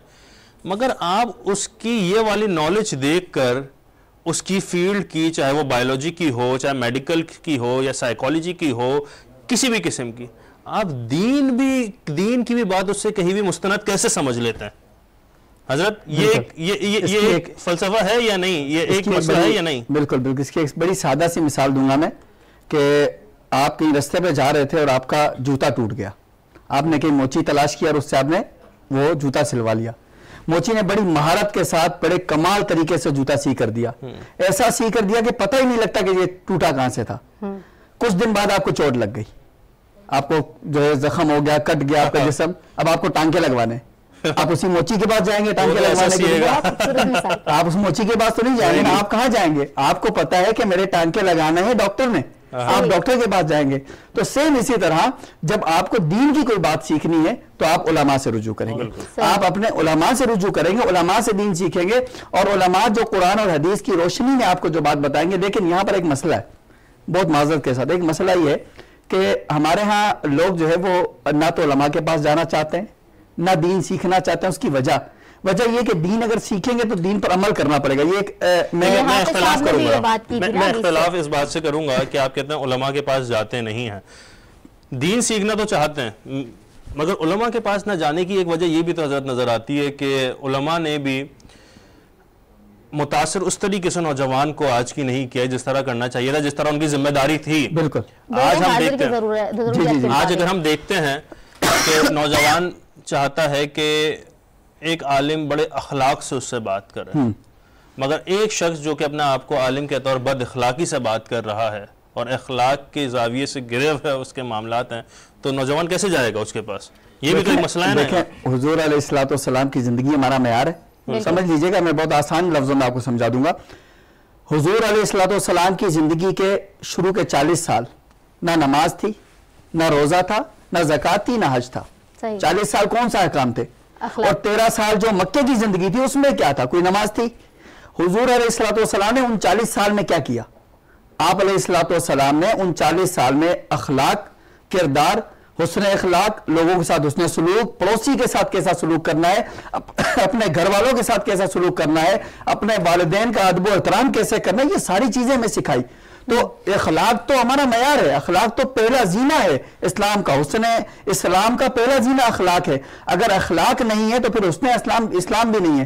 तो जो इबादत की जिंदगी है हुजूर अलैहिस्सलाम की, वो अगली मुख्तसर जिंदगी है, लेकिन पहले की 40 साल की जिंदगी को भी तो देखना होगा ना कि वो हुजूर जी सब कोई देखना पड़ेगा। फिर यहाँ पर एक और बात मैं ऐड करूंगा, जिससे आपने ये बात कही, बिल्कुल मैं इत्तेफाक करता हूँ इस बात से कि हमारे उलमा में इस बात की एक कमजोरी रही कि वो लोगों के साथ इस तरह अटैच नहीं हुए जिस तरह से अटैच होना चाहिए था। जिस तरह अगर सहाबा की हिस्ट्री हम उठाकर देखते हैं तो सहाबा कराम जो है वो अपने उन लोगों के साथ नमाज भी पढ़ाते थे उनको, और उन्हीं के साथ जंग के मैदान में भी होते थे, उन्हीं के साथ पानी भरने भी जा रहे होते थे, हर मैदान में हर जगह पर उनके साथ होते थे। अब जो अलग अलग इम्तियाज बना दिया गया ना कि ये अलग, ये निश्चित अलग, ये नीचे वाली निश्चित अलग, ये नहीं होना चाहिए। तमाम मुसलमान बराबर हैं, तमाम मुसलमान बिल्कुल बराबर है। तो अगर कोई आलिम है और अल्लाह तबारक व तआला ने उसको दीन के इल्म से नवाजा है तो फिर उसका हुस्न अखलाक ही होना चाहिए कि वो उनके साथ, लोगों के साथ इतना शफकत से पेश आए और इतना उनके साथ घुल-मिल कर रहे कि उनको अपनाइयत महसूस हो। जब लोगों को उलमा के साथ अपनाइयत महसूस होगी तो बिल्कुल वो उलमा की बारगाह में हाजिर होंगे और जो दीन सीखेंगे फिर वो उलमा से दीन सीखेंगे। बहुत खूबसूरत अंदाज में गुफ्तगू कर रहे थे जनाब। मैं चाहूंगी कि आपकी तरफ आऊँ हाफिज साहब, क्योंकि हम अब ज़कात के मसाइल को भी साथ इसमें रखे हुए हैं, तो मैं ज़कात के हवाले से आपसे सवाल पूछना चाहूँगी कि ज़कात जो है वो किस तरह की अशिया पर जो है वो लाजिम होती है? ज़कात से मुतालिक बस 4 बातें नादरीन अगर समझ लें तो ज़कात का मसला आसानी से समझ में आ जाएगा। बिल्कुल। नाज़रीन मोहतरम से मैं एक आपसे बात कहना चाहूँगा कि हमने यहाँ पे लादीनियत पे भी बात कर रहे हैं, ज़कात के मौजू पे भी बात कर रहे हैं, अल्लाह की रहमत पे भी बात कर रहे हैं। बिल्कुल ये मुख्तलिफ मौजू है, हमें इस चीज़ का एहसास है कि हम कोई एक ही मौजू रखेंगे और उस पर ही तवील कोई बहस और तवील ही कोई सहरासिल गुफ्तगू करेंगे। मगर वजह जो है इस वक्त ये डिफरेंट मौजू रखने की वो ये है कि कुछ हमारे पास कॉल्स भी आई हैं, कुछ हमारे पास आवाम की तरफ से एक कहा जाए कि सवालात भी आए कि जी इस हवाले से भी हमें इल्म कहा जाए एक बड़ी तादाद में। तो जब भी हमने ये डिफरेंट मौज़ूआत को भी अपने प्रोग्राम का हिस्सा बनाया है और जब भी हम इनसे पूछ रहे हैं। ज़कात की ये 4 चीज़ें अगर नाज़रीन अंडरस्टैंड कर लें और यहाँ पे जो हाज़रीन हैं समझ लें तो आसानी से ज़कात का मसला समझ में आ जाएगा। क्योंकि कल भी ये सवाल रिपीट हुआ था कि क्या माल तिजारत पर ऐसी चीज़ जो एक्स्ट्रा हो उस पर क्या हो सकता है। तो ज़कात 4 चीज़ों पर है, एक सोना, चांदी, फिर उसके बाद माल तिजारत और कैश। सही। या आप कैश और माल तिजारत आप चौथे नंबर पर रख लें। तो अगर ये 4 चीज़ें किसी के पास हैं तो उसको मिलाना होगा 52.5 तोला चांदी के रकम की मकदार या 7.5 तोला सोना की मकदार, किसी के पास ये रकम है, और जिस दिन है वो रकम, उसके पास वो रकम आ गया, उसको इस्लामी कैलेंडर से 5 रजब को उसके पास ये अमाउंट आ गया, जो तकरीबन आप 52.5 तोला के जो भी मौजूदा दौरे हाजिर से लगा लें, तो उसको रहते हुए जैसे 1 साल मुकम्मल होगा, अब उसे इसकी ज़कात देनी होगी। अब इसमें मसला ये आ जाता है कि औरतों के साथ एक ख़ास मसला है, शादी से पहले कोई चीज़ नहीं होती हमारी बहनों के पास, जैसे ही शादी होती है उसको सोना दिया जाता है, तो सोना जैसे उसके पास आता है, उसके तहवील में आ गया, उसकी मिल्क में आ गया, तो उस सोने को रहते हुए जैसे 1 साल की मुद्दत मुकम्मल हो जाती है, उसको ज़कात निकालना होगा। लेकिन क्या होता है, हमारे यहाँ अवेयरनेस ना होने की वजह से या इल्मी मसाइल ना सीखने की वजह से बड़े मसाइल हैं, क्योंकि फरमाया है कि जिस चीज़ का करना फ़र्ज़ है उसका इल्म हासिल करना भी फ़र्ज़ है। ठीक है, तो उसका अगर आपको यानी कि ज़रूरत के मुताबिक दौर हाजिर का इल्म, ज़रूरत का इल्म हासिल करना हर मुसलमान पर फ़र्ज़ है। ठीक है, तो अब ये ज़रूरत का इल्म है कि आप जैसे ही बड़े हुए हैं तो आपने दीगर मसाइल को सीखा, शादी के लिए जा रहे हैं तो शादी के मसाइल सीखा, बालिग हुए हैं तो बलूगत के मसाइल सीखे, अब ज़कात देने का मरहला जब आ रहा है तो ज़कात के मसाइल भी सीखने होंगे। तो इन 4 चीज़ों को आप जहन में रखें अगर ये चीज़ है। और सबसे बड़ी बात यह है कि अगर आप उलमा कराम थे, लेकिन शोज़ में, प्रोग्राम में आप पूरी तरह चीज़ों को नहीं समझ सकते, इतनी ज़्यादा तवील वक्त भी नहीं होता हमारे पास। आप उलमा कराम से जुड़ेंगे तो आप बहुत अच्छे अंदाज से इस बात को समझ पाएंगे, मजहबी स्कॉलर्स की सोहबत इख्तियार करेंगे, सोहबत सौले तुरा सौले कुनद और सोहबत तौले तुरा तौले कुनद, बहरुल उलूम जो जिनको दुनिया इल्म का समंदर कहती है, आप फरमाते हैं अच्छों की सोहबत तुझे अच्छा बना देती है और बुरों की सोहबत बुराई की तरफ ले जाती है। तो अगर आपके पास इतना ये रकम है तो आप इसको देना होगा, और इस पर मैं वजाहत पिछले प्रोग्राम में भी कर चुका हूँ। माल तिजारत वही है जो हर चीज़ जो आपने खरीदने की नीयत से, जिसको आप इस्तेमाल में नहीं है, आपके जो भी चीज़ आपके वो इस्तेमाल में नहीं है, वो आप उस पर ज़कात निकालते हैं जो एक्स्ट्रा है आपके पास, जो आपके इस्तेमाल में उस पर ज़कात नहीं बनती। बिल्कुल ऐसा ही है हाफिज साहब, आप बिल्कुल वजह फरमा रहे हैं। ज़कात तो वो शख्स देगा कि जो समझता है कि जी मैंने दीनुल इस्लाम में मुसलमान हूँ, जो समझता है कि जी मैं इस इस्लाम के दायरे में हूँ और इसकी जो पाबंदियाँ हैं और जो इसके हुक्म है उसको बजा लेके आना, जब भी वो ज़कात देगा। मगर काफ़ी ऐसे लोगों को भी हमने देखा जो ज़कात नहीं देते, ये भी एक लादीनियत का पहलू है, ये क्या है, क्या समझते हैं? जी बिल्कुल, असल में आपने एक बात की थी बहुत प्यारी लादीनियत के हवाले से कि लोग बायोलॉजी, केमिस्ट्री, फिजिक्स वाले से मुतासिर होकर दीन सीख लेते हैं। वो कौवा चला हंस की चाल और अपनी चाल भूल गए। होता यह है कि हम पाक हिंद का एक बड़ा मसला है कि हम यहाँ से अपने बच्चों को पढ़ने के लिए भेजते हैं और जाहिर सी बात है अपना इल्म सिखाया नहीं होता है, कुरान और सुन्नत से अवेयर किया नहीं होता है। जब वहाँ जाता है फिजिक्स वाले से फिजिक्स पढ़ता है, उसके बाद उससे इतना मुतासिर हो जाता है कि दीनी पॉइंट ऑफ व्यू से उसका क्या पॉइंट ऑफ व्यू है उसको वो अपना लेता है। अगर वक्त हो तो मैं एक छोटी सी बात बताऊँ, कुछ लोग थे एक देहात में, कुछ औरतें आई बाहर से और आने के बाद वो बहुत अच्छे अंदाज से चलती, तो देहाती औरतों ने ये कहा कि भाई इनकी तरह हम भी चलना चाहते हैं। तो कुछ औरतें चले गई कि भाई हम ट्रेनिंग करने के लिए जाना चाहते हैं, चले गई, बात मस्खरे की लेकिन समझने की बात है, चले गई सीखने के लिए। जब वो वापस आई कुछ अरसे के बाद तो उछल उछल कर आ रही थी। उनके मर्दों ने पूछा महरम ने कि भाई क्या बात है, तुम तो सही गए थे, उछल उछल कर क्यों आ रहे हो? कहा असल में हम तो गए थे उनके अच्छे अंदाज को सीखने, वो सीख नहीं पाए और अपनी वाली जो है वो भूल गए, तो लिहाजा हम उछल उछल कर आ रहे हैं। तो लादीनियत के साथ मसला ये हुआ है, अपनी वाली सीखी नहीं थी, अपना रंग पक्का ना था और वहां गए दूसरे का रंग अपने ऊपर हावी हुआ और जो अपने बता वो भी भूल गए। ये लादीनियत का एक बड़ा मसला रहा है, तो अपने रंग को मजबूत करने की जरूरत। बिल्कुल बिल्कुल, बहुत खूबसूरत आपने जो है ना नुक्ता यहाँ छोड़ दिया कि अपने रंग को खूबसूरत करने की जरूरत है और हम इसीलिए यहाँ पर जो है मजबूत अल्लाह वालों के रंग में रंग जाए। बिल्कुल बिल्कुल, बहुत खूबसूरत हमेशा हमारी ये गुफ्तगू रहती है और जब ये नशस्त शुरू होती है तो हमें पता ही नहीं चलता कि वक्त इतनी तेज़ी से गुजर जाता है कि हम इख्तिताम के करीब आ जाते हैं और बहुत सारी चीज़ें हमारे जहन में जो है वो वहीं पर रह जाती हैं और वो हम फिर उसको पेंडिंग पे छोड़ देते हैं कि हम इसको अगले दिन जो है वो अपनी इस नशस्त में शामिल करेंगे। तो मैं चाहूँगी कि हम अपने स्पॉन्सर्स का भी शुक्रिया कर लें अनवार, बिल्कुल, क्योंकि ये भी बड़ा एक ज़रूरी फैक्टर है हमारे प्रोग्राम का। बिल्कुल, अल सैयद हमारे मेन स्पॉन्सर हैं और उनके बहुत अच्छा हिस्सा है हमारे इस प्रोग्राम में।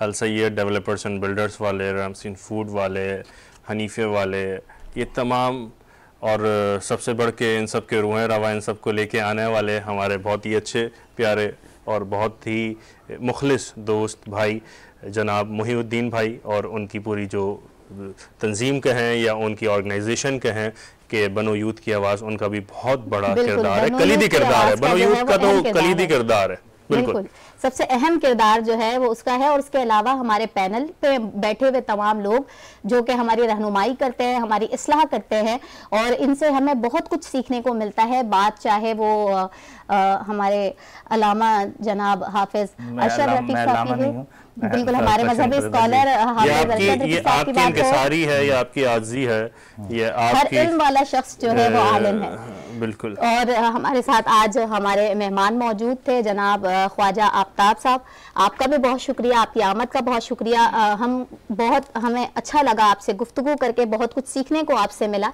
और हमेशा हमारे साथ मौजूद होते हैं हमारे IT एक्सपर्ट जनाब अदनान शेख साहब, आपका भी बहुत शुक्रिया कि आप हमारे इस पैनल का हिस्सा बनते हैं और हमें रोज़मर्रा आपसे जो है ना वो कुछ ना कुछ नया सीखने को मिलता है।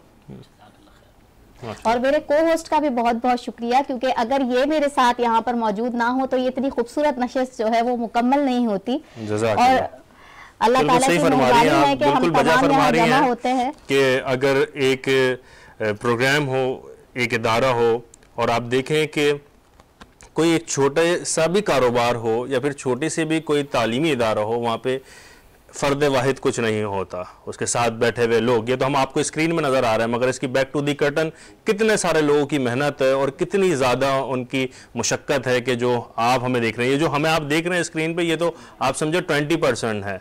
80% कितनी आपको दिखाने के लिए मेहनत है हमारे उलमा इकराम की भी, हमारी ख़ुद की भी और सुंदस अली की भी। सबसे बड़ा आपका बहुत बड़ा, आप दोनों का बहुत बड़ा जज़ाकल्लाह जज़ाकल्लाह, बहुत शुक्रिया। जिस तरह की इंजन होता है ना, ये इंजन का किरदार अदा करते हैं और इसकी वजह से जो आपके जो पैनलिस्ट होते हैं या जो गेस्ट होते हैं वो भी मोटिवेट रहते हैं और आपके सवालात जो आप सवालात करते हैं उसी के जवाब आते हैं ना, तो सवालात की खूबसूरती ऐसी होती है जिसके जवाब अच्छे आते हैं, तो उसकी वजह से ज़्यादा बात है हमारे इल्म में इजाफा भी होता रहता है। नहीं तो हम तो सिर्फ सोशल मीडिया में ही रहते हैं, आज हमें दीन और इस्लाम के मुतालिक भी सीखने को मिल रहा है, हमारे तो आपके तवज्जो से हमारे प्रोग्राम की खूबसूरती है ना कि एक ऐसा गुलदस्ता है जिसमें हमें हर रंग का फूल नजर आता है। जी जी बिल्कुल माशाल्लाह।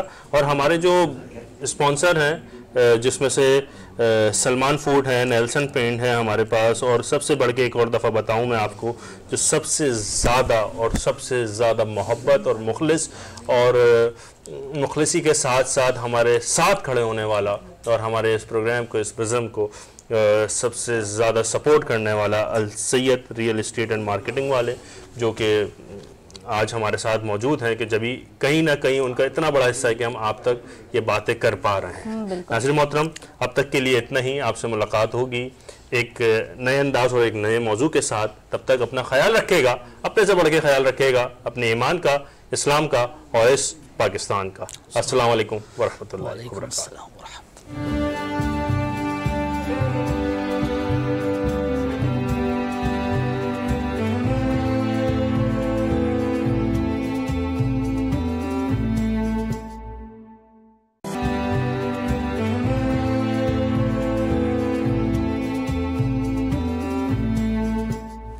हर इब्तिदा से पहले हर इंतहा के बाद ज़ाते नबी बुलंद है ज़ाते खुदा के बाद।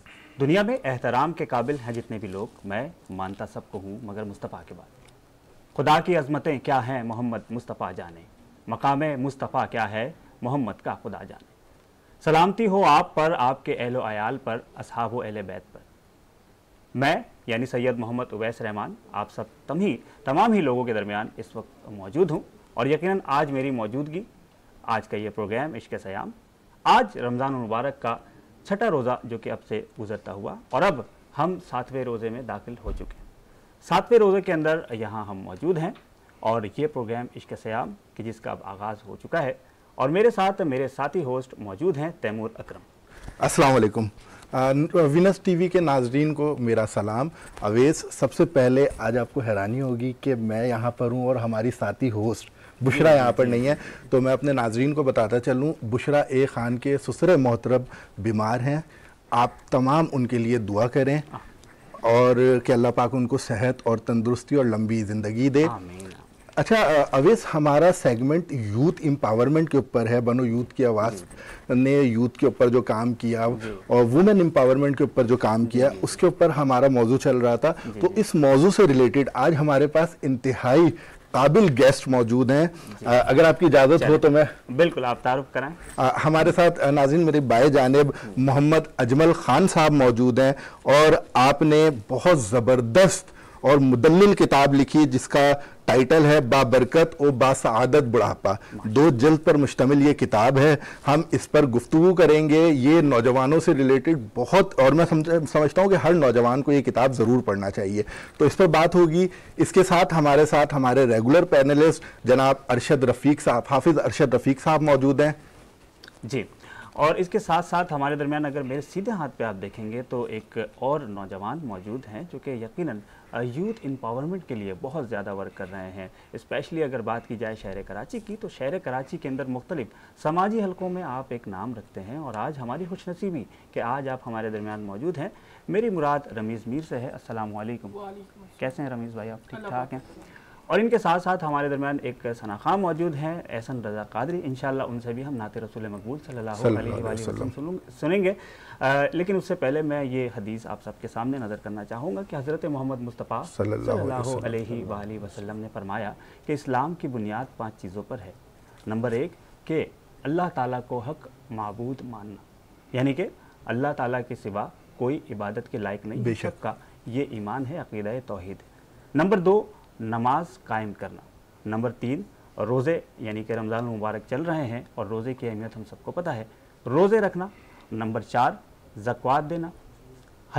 नंबर 4 हज बैतुल्लाह की ज़ियारत करना। नंबर 5 ज़कात की अदायगी करना।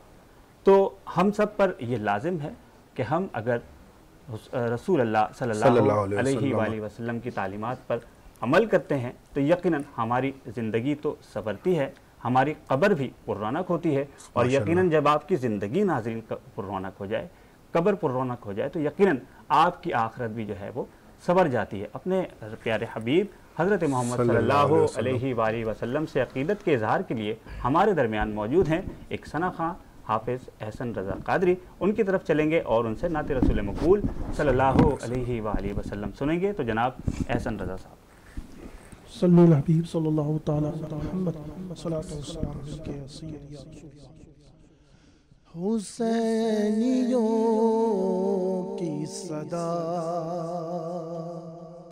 हुसैनियों की सदा, ला इलाहा इल्लल्लाह, ला इलाहा इल्लल्लाह, पढ़िए ला इलाहा इल्लल्लाह, ला इलाहा इल्लल्लाह। हुसैनियों की सदा, ला इलाहा इल्लल्लाह, ला इलाहा इल्लल्लाह। हस्बी रब्बी जल्लल्लाह,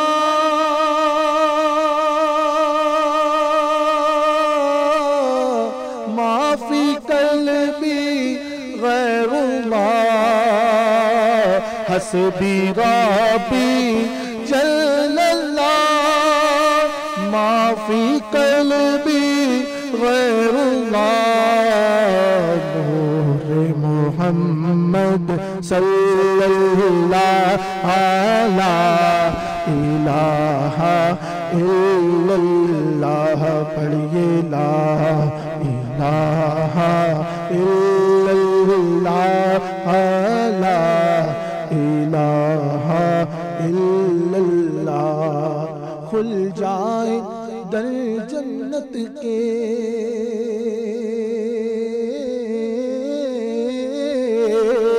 खुल जाए दर जन्नत के,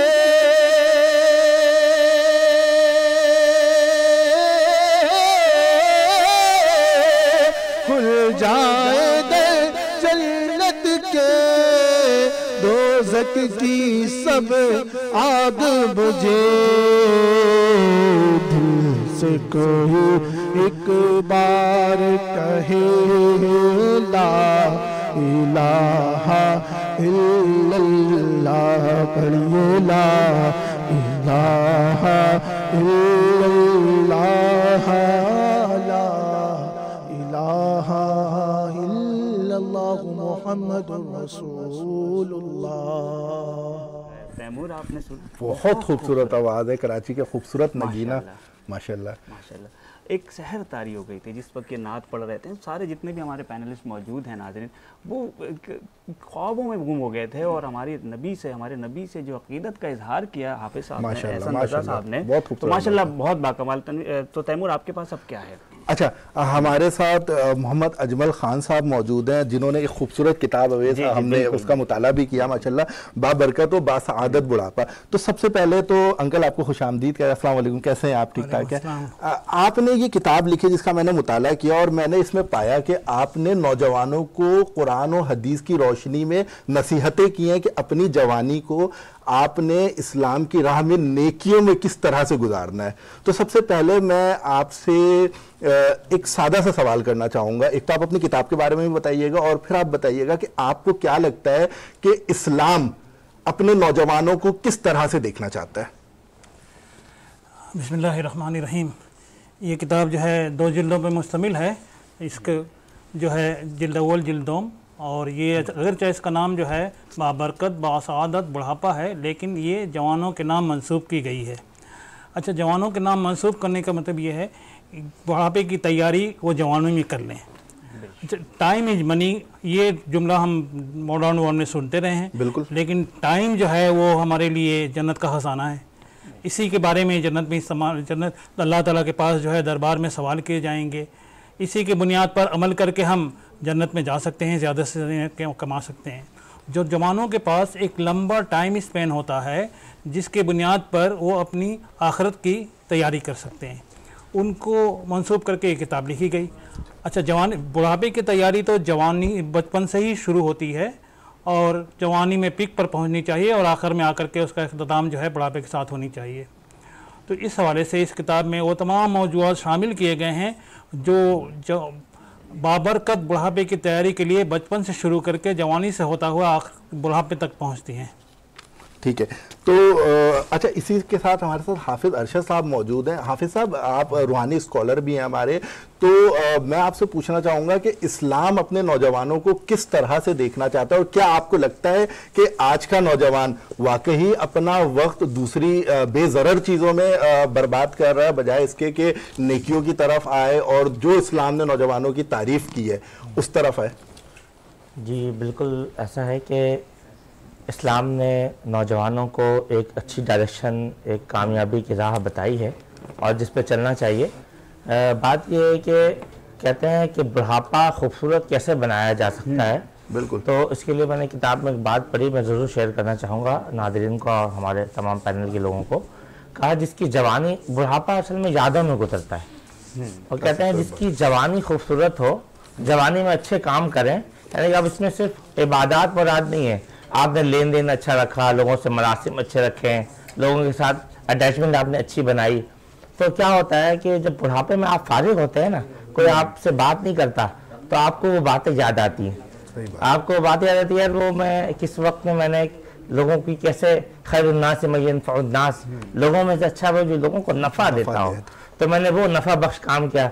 मैंने अपनी बहन से अच्छे ताल्लुक़ बनाए, मैंने उस वक्त में अपने बच्चों के साथ ये किया, अपने मोहल्ले वालों के साथ ये रवैया किया। वही चीज़ है, आपने अपने पड़ोसी से लड़ाई की, आपने उनका हक अदा ना किया, आपने किसी के साथ अपनी जवानी के जोम में आकर उसके साथ जोदो कोप किया, बुढ़ापे में तंग करती है ये बातें। कहते हैं बुढ़ापा खूबसूरत के लिए, अच्छा गुजारने के लिए हमें जवानी को खूबसूरत बनाने की ज़रूरत है, अल्लाह और उसके रसूल के अहकामात के मुताबिक गुजारने की ज़रूरत है। अवेश, नौजवानों की बात हो रही है तो आपके साथ कुछ नौजवान दोस्त भी हमारे मौजूद हैं। जी हाँ, हमारे दरमियान जो है वो कुछ नौजवान दोस्त, नौजवान कह तो सकते हैं रमीज़ भाई को, लेकिन ये जो काम कर रहे हैं वो यकीनन नौजवानों के लिए, इसमें कोई शक नहीं है। तो यकीनन जो नौजवानों के लिए काम करता है तो वो दिल से भी जवान होता है और शक्ल से भी माशाल्लाह जवान लग रहे हैं। तो यकीनन इनसे हम गुफ्तगू करेंगे। रमीज़ भाई, क्योंकि आप कारोबार से भी आपका ताल्लुक़ है, आप कारोबारी पर्सन भी हैं, बिजनेसमैन भी हैं, तो आप क्या समझते हैं नौजवान जो आजकल के दौर में, बहुत से नौजवान ऐसे हैं कि जॉब कर रहे हैं, अच्छा जॉब जो है वो यकीनन 9 to 5 है या 8 to 5 है, एक ख़ास सर्किल के अंदर है, आप क्या समझते हैं कि क्या नौजवानों को रिस्क लेना चाहिए, क्या कारोबार के ऊपर, एंटरप्रेन्योरशिप के ऊपर नौजवानों को जाना चाहिए? सबसे पहले तो मैं शुक्रिया अदा करना चाहूँगा वीनस टीवी का और बनो यूथ की आवाज़ के फाउंडर जनाब गुलाम मोहिद्दीन भाई का, जिन्होंने मुझे यहाँ पर दावत दी और मैं अपना मौक़िफ़ पेश कर सकता हूँ। आपके सवाल की जो यहाँ तक जवाब की बात है, तो मैं ये कहता हूँ कि अल्लाह ताला ने हर शख्स को अपने हिसाब से एक ज़िंदगी गुजारने का जहन दिया है, उसकी विजन है। बिल्कुल। शायद जो चीज़ आप अपने लिए पसंद करते हैं आपका सगा भाई या वो चीज़ ना अवेल कर सके।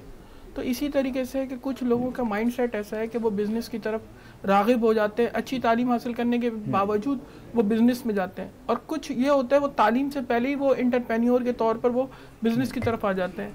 अगर हम अपने पड़ोसी ममालिक और अपने से बेहतर दुनिया की तरफ देखें तो हम अभी 3rd वर्ल्ड कंट्री में जी रहे हैं, क्योंकि हम IT के फील्ड में और बहुत सारी फील्डों में हम पीछे रह गए। बिल्कुल। अच्छा, इसी तरीके से अक्सर लोग कहते हैं यूथ, मैं कहता हूँ यूथ को जब तक आप समझेंगे नहीं, आप यूथ के कैटेगरी को समझ नहीं पाएंगे। अक्सर लोग ये समझते हैं कि 18 साल या 19 साल से यूथ स्टार्ट होता है, जबकि असल सलाहियत जो है ना इंसान को अल्लाह ताला 11 साल की उम्र में देना स्टार्ट कर देता है। अभी 11 साल के उम्र के बच्चे के ऊपर जब आप ग्रूमिंग करेंगे, जब उसके माइंडसेट को डेवलप करेंगे तो वो आगे आएगा। आप 18 साल 19 साल के बाद उस पर कोशिश करेंगे कि मैं इसको किसी और सांचे में डालूं, तो वो शायद उतने मतलब अगर रफ्तार से नहीं हो। बच्चे ने मैट्रिक कर लिया तो मींस वहीं से उसका सफर शुरू हो जाना चाहिए। मैं तो कहता हूँ मैट्रिक क्या, स्कूल लेवल पर आप IT पे काम करें और स्पोर्ट्स पर, आजकल बच्चों में स्पोर्ट्स का रुझान भी खत्म हो गया है। जब यूथ की बात आती है ना, मैं सिर्फ तालीम की बात नहीं करता हूँ, मैं कहता हूँ स्पोर्ट्स पे और दूसरी मेंटरशिप पे भी सारी चीजें चलनी हाँ, देखिए पहले हमारे ज़माने में माशाल्लाह से नात ख्वां वगैरह बहुत ज़्यादा निकलते थे। अब आप देखेंगे ज़्यादातर आपको एजेड नात ख्वां नज़र आएंगे, नए यूथ में नात ख्वां नज़र नहीं आ रहे। इस्लाम का रुझान जो है वो कम होता जा रहा है। अगर इसको बावजूद इसके कि चंद इदारे ऐसे हैं जैसे बनो यूथ की आवाज़ है, जिन्होंने हम सबको भी इकट्ठे किया। ये एक प्लेटफॉर्म है, प्लेटफॉर्म से जुड़ने के साथ आप बढ़ते चले आते हैं। कोई स्पोर्ट्समैन है, कोई नात ख्वां है, कोई मीडिया एंकर है, आपका भी ताल्लुक माशाल्लाह से इन्हीं से। तो इस तरीके से एक गुलदस्ता है ये। तो यूथ की जब बात आती है ना, तो मैं हमेशा ये कहता हूँ कि यूथ के टारगेट ऑडियंस जो है वो 11 साल की उम्र से स्टार्ट होता है, और जहाँ तक उसकी कैपेबिलिटी है, जहाँ तक वो काम कर सकता है, उससे आप फवायद हासिल कर सकते हैं। तो अवेश भाई, जैसे रवीज भाई बात कर रहे थे तो मुझे याद आया कि इस्लाम का मिजाज भी बेसिकली यही है। इस्लाम भी तिजारत को फरोग देता है, और इस्लाम अपने नौजवानों को दावत, आप हजरत आदम अलैहिस्सलाम से हजरत ईसा अलैहिस्सलाम और फिर हमारे नबी आका मौला हजरत जनाब मोहम्मद रसूलुल्लाह को देख लें तो सब ने तिजारत किया, सबसे अल्लाह ने तिजारत, मतलब ये इस्लाम का मिजाज भी है कि सुन्नत भी है। इस तरह जो हम पसंदीदा सुन्नत है तिजारत में नफ़ा के ज़्यादा इम्कान अल्लाह के नबी ने तिजारत की है और उसमें बड़ा नफ़ा है। बिल्कुल बिल्कुल। एक जुमले का मैं इजाफा करना चाहूँगा कि तमाम नबियों ने कारोबार किया है, वो किसी के पास उजरत पे उन्होंने काम सिफ्त रखी है कि उन्होंने कारोबार किया। बिल्कुल। सैर हासिल गुफ्तगू हो रही थी, दिल तो नहीं चाह रहा, बड़ी अच्छी गुफ्तगू नौजवानों की, लेकिन क्योंकि हमारे पास ज़ाहिर पैनलिस्ट हैं और लोग हैं हमारे साथ मौजूद हैं, अमीन हुसैनी साहब, चलेंगे उनकी तरफ और सुनेंगे उनसे कुछ नातें।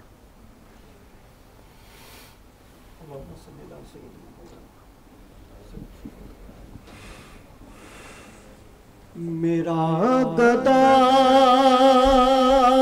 मेरा मंगता मेरा गुलाम आए, मेरा गदा मेरा मंगता मेरा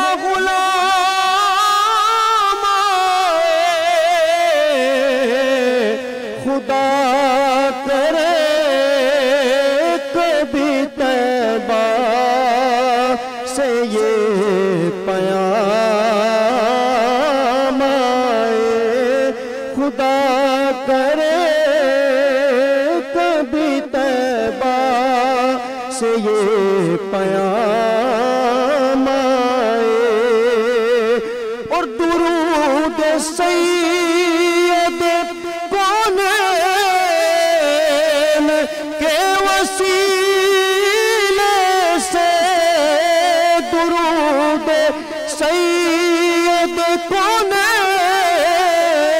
के वसीले से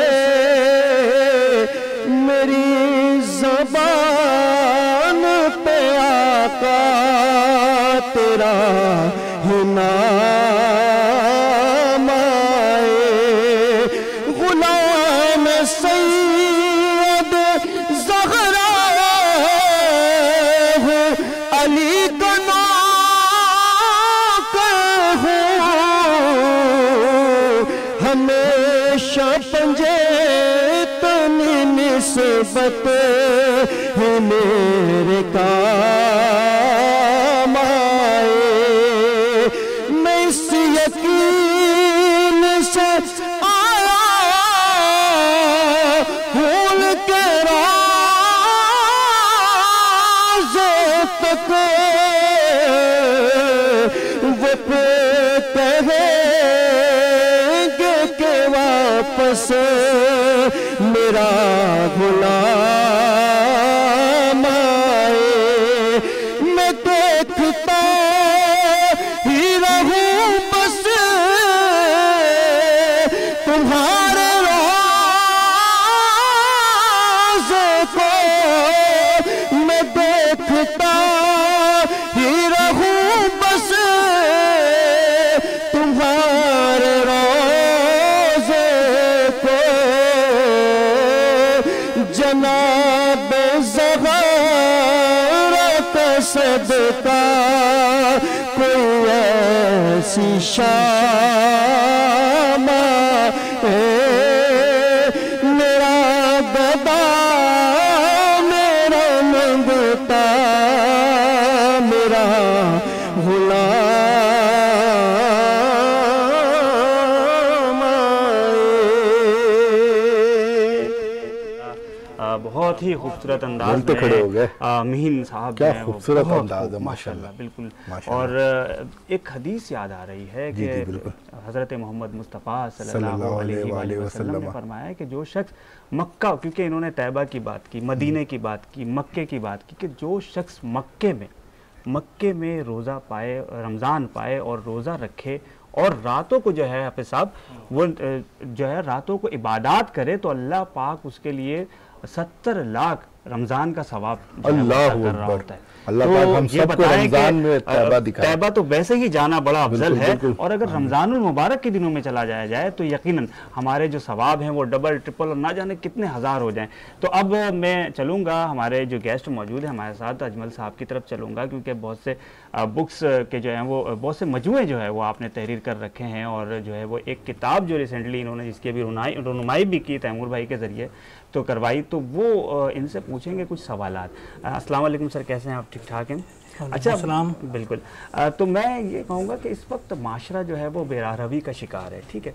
नौजवान जो है वो किताबों से कहीं दूर जा पहुँचे हैं, और Facebook, social media, Twitter, WhatsApp और यूट्यूब, इन चीज़ों में नौजवानों का ज़्यादा रुझान है।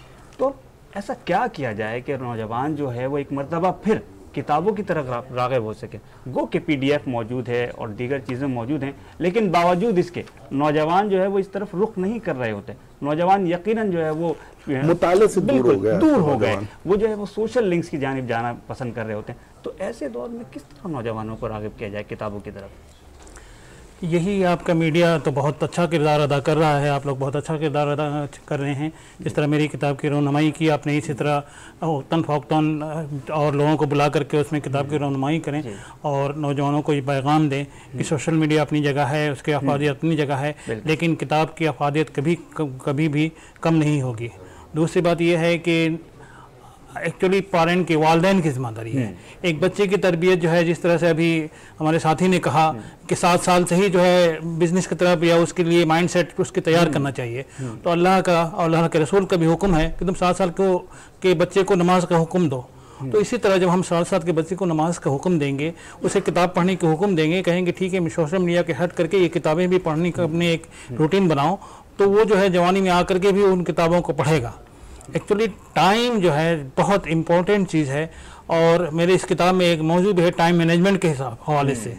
तो जब नौजवान अपनी टाइम मैनेजमेंट करेंगे तो सोशल मीडिया के अलावा भी जो है किताबें पढ़ने के लिए वक्त निकाल सकेंगे और उससे मुस्तफ़ीद हो सकेंगे। अंकल, इसके साथ एक सवाल और आप जोड़ें, आपने अपने ज़िंदगी के कौन से ऐसे तजुर्बात देखे जिसकी वजह से आपको लगा कि मुझे ये किताब लिखनी चाहिए?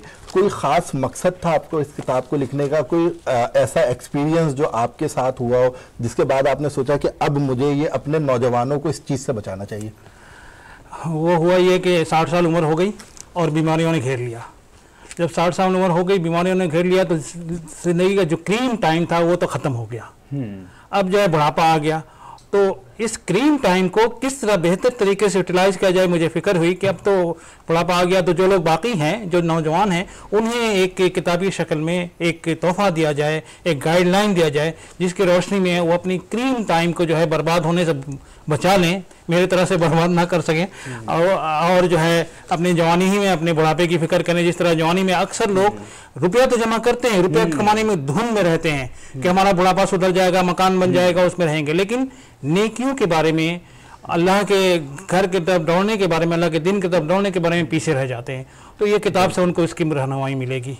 बिल्कुल। आज का जो दौर है नाज़रीन, आपको जूते तो शीशों के शेल्फ में मिल जाएंगे, लेकिन किताबें अक्सर औकात हमने ज़मीन पे या फिर टेबल के ऊपर जो है वो सजे हुए देखे हैं कि जो भी चाहे वो उसको फिर छाटी करे और उसको फिर जिस तरह हम नहीं लुंडे से कोई कपड़ा वगैरह देखते हैं लोग, हम खुद खरीद रहे होते हैं, तो उस तरह की औकात हो गई है। अल्लाह माफ़ करे। ये किताब, ये इल्म, जाबिर बिन हयान, अगर हम इस्लामी साइंसदानों की बात करें कि पहले के जो साइंसदान हुआ करते थे, लेकिन अब ये इस्लाम से दूर होता हुआ जा रहा है। तो अब यकीनन आप जैसे लोग माशाल्लाह माशरे में रहेंगे। जब अगर हम किताबों की इनकी बात कर रहे हैं तो क्यों ना अपने नाज़रीन को हम इनकी किताबों का बिल्कुल, मैं उसी तरफ आ रहा हूँ। तो अब ये जो है वो मैं अपनी बात मुकम्मल कर रहा था कि माशाल्लाह जिस तरह ये कर रहे हैं, अपना काम कर रहे हैं, अपना हिस्सा मिला रहे हैं, इनके लिए फिर वही शेर है कि शिकवाए जुल्मत शब से तो कहीं बेहतर था कि कोई अपने हिस्से का शम्मा जलाए जाते। और माशाल्लाह बहुत खूब शम्मा जला रहे हैं, नौजवानों को किताब की तरफ राग़िब कर रहे हैं, और इस हवाले से कोई पैकेज भी इनका रेडी है, छोटा सा पैकेज हम अपने नाज़रीन को कहते हैं कि ये पैकेज देखें आप।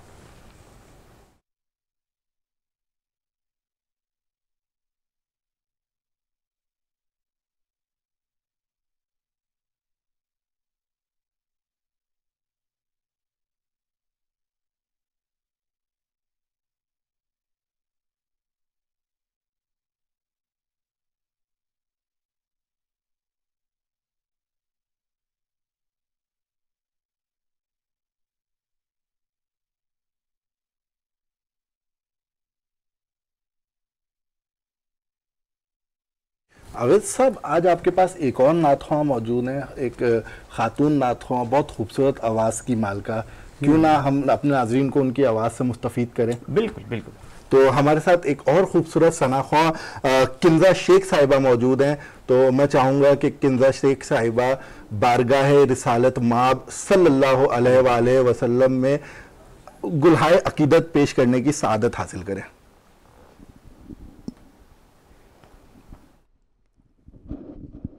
हर वक्त तसव्वुर में मदीने की गली हो, और याद मोहम्मद की मेरे दिल में बसी हो।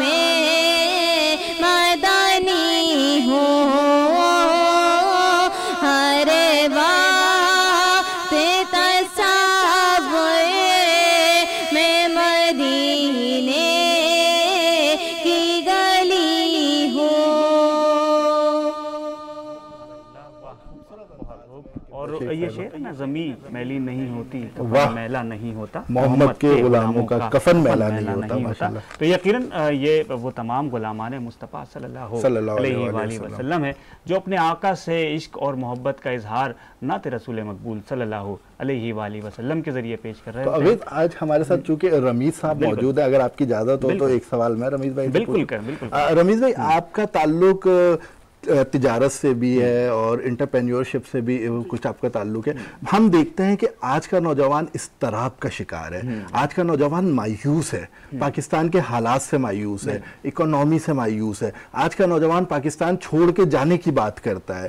तो इस सिचुएशन में आप इस नौजवान को क्या मैसेज देंगे कि वो क्यों पाकिस्तान में रुके, और वो जो एक इस तरह की सिचुएशन है उसकी वजह क्या है, उससे किस तरह से बाहर आ सके, क्योंकि आपका ताल्लुक तिजारत से है और आपसे अच्छा इस पे कोई गुफ्तगू नहीं कर सकता। और मैं भी यही सोच रहा था कि ये सवाल किया जाए तो क्या खूब है।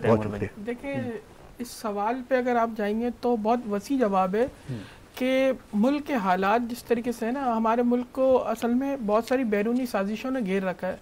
आप माली मामलात देखेंगे, जो मालियाती इदारे हैं उन्होंने ऐसे शिकंजे में हमें जकड़ा हुआ है कि हम एक उधार लेते नहीं है कि उस उधार के चुकाने के लिए फिर दूसरा उधार लेते हैं। अब वो मालियाती इदारे वर्ल्ड बैंक भी हो सकते हैं, IMF भी हो सकता है, लोकल मार्केट से भी हम फंड्स उठाते हैं। अब हुकूमत वक्त जो है हमारी, जो पिछले टर्नओवर गुजरा है उसमें जो मामलात इस तरीके से ख़राब किए गए माली मामलात के, अब उसको टैकल करने के लिए बहुत ज़्यादा आवाम के ऊपर टैक्सों का बोझ डाला जा रहा है और उस टैक्सों के बोझ के तले बहुत सारे बिजनेस को नुकसान पहुंच रहा है, लोग अपने बिजनेस को बंद कर रहे हैं।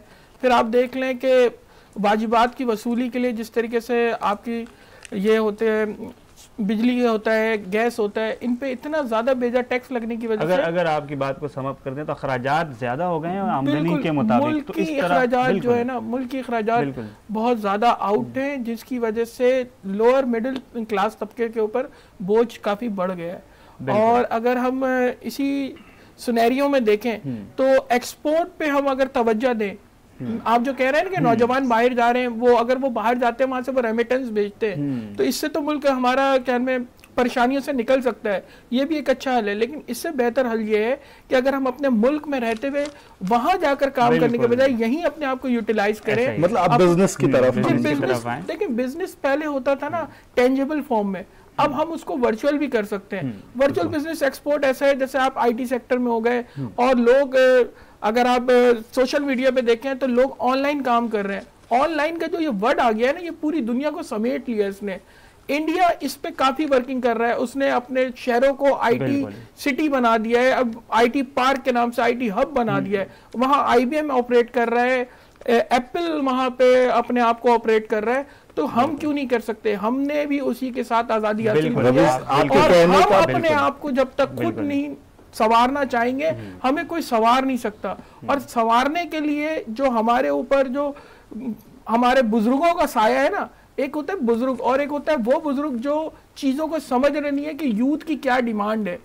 मैं उनको अच्छे अल्फाज में बुजुर्ग कह रहा हूँ, वैसे आप उनको कुछ और भी कह सकते हैं। उन्होंने इस तरीके से हमारे माइंडसेट को क्लैप्स करके रखा हुआ है कि वो नौजवान को आगे नहीं आने देते। अगर इन चीजों में नौजवान तबके को डाला जाए, अगर बात आ जाती है वोट की, कि वोट के जरिए हम तब्दीली लाए, हम मेरे ख्याल से मौजूद से थोड़ा करंट अफेयर पर जा रहे हैं। हम इस्तेमाल किया ना एक्सपोर्ट, बेसिकली वो अब जो एक्सपोर्ट है उसकी शक्ल थोड़ी चेंज हो गई तैमूर भाई।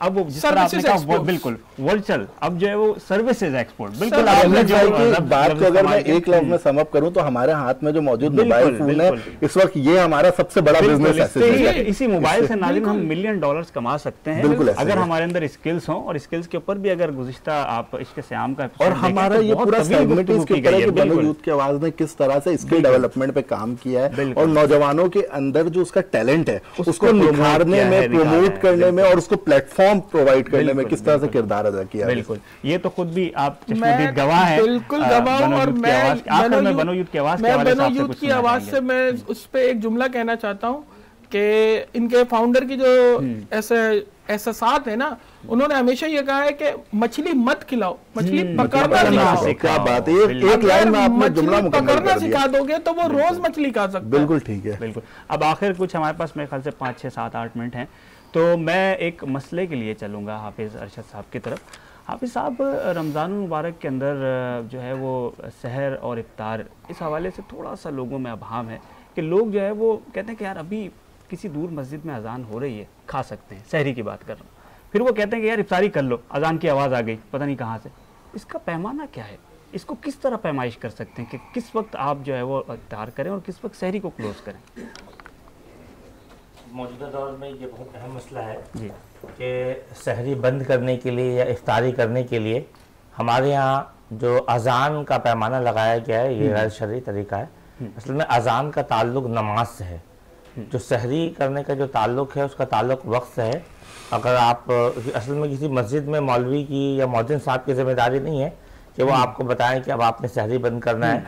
उनकी गलती पर आप अगर उनसे गलत टाइम में उन्होंने टाइम आगे पीछे हो गया है, उन्होंने अजान दे दिया और आपने उस वक्त तक सोच कर खाना शुरू कर दिया कि भाई अभी तो अजान हो रही है या अभी तो अगली मस्जिद में अजान हो रही है। हम अपने बचपन में सुना करते थे, लेकिन अल्हम्दुलिल्लाह ये तो बड़ा अवेयर दौर है और इसमें ये बात बिल्कुल रोज़ रोशन की तरह आया है कि सहरी का जो ताल्लुक़ है, आजकल सोशल मीडिया का भी दौर है, चीज़ों को अंडरस्टैंड करना आसान है, इसका ताल्लुक़ वक्त से है, अजान से नहीं। इसी तरह से इफ्तार का ताल्लुक़, जब इफ्तार का वक्त हो जाए तो वक्त पर खोलना चाहिए, अजान का एतबार उसमें भी नहीं होगा, क्योंकि आपने दिन भर मेहनत किया, पता चला कि अगर अजान के एतबार से आपने इफ्तार कर लिया तो वो चंद साथ की वजह से आपका रोज़ा फासिद हो जाएगा, ख़त्म हो जाएगा। तो इसमें बड़ा एहतमाम करना चाहिए और अपने वक्तों को देखना, मैनेज करना हमारी खुद की जिम्मेदारी।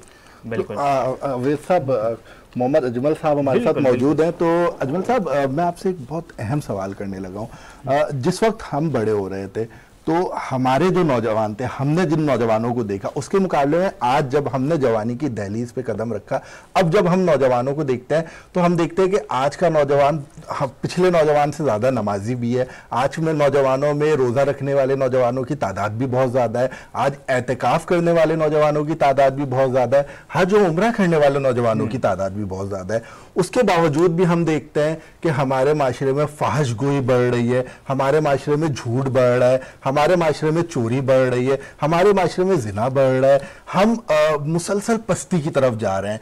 इतनी नौजवानों की बड़ी तादाद जो इबादत में लगी हुई है, उसके बावजूद भी माशरे का बिगाड़ क्या नज़र आ रहा है आपको?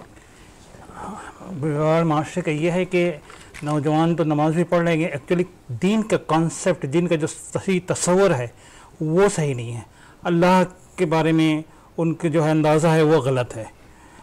इसी तरह से जो है जन्नत जहन्नम के बारे में, आखिरत के बारे में अंदाज़ा गलत है। वो पैमाना नहीं रहा, जो खौफ हमारे दिलों में था वो खौफ लोगों के दिलों में अब नहीं रहा। अब लोग कहते हैं कि बस ये मुसलमानों में एक काम सा है, जो इसने कलमा पढ़ा वो जो है जन्नत में जाएगा। तो जन्नत में जाएगा, ये नबी का हदीस है, सही है, सब कुछ सही है, लेकिन उसके लिए कुछ पैमाने हैं कि आपने अमल करना है, आपको अल्लाह ताला ने अमल करने के लिए भेजा है। तो अगर आप अमल नहीं करेंगे, सही कॉन्सेप्ट आएगा इल्म से, इल्म उठ गया है। जब इल्म वो बे इल्म नतवा खुदारा शनाख्त, शेख सादी कहते हैं बगैर इल्म के जो है आप जो है अल्लाह को पहचान ही नहीं सकते। जब अल्लाह की पहचान नहीं होगी तो अल्लाह की खशियत, अल्लाह का खौफ दिल में नहीं बैठेगा।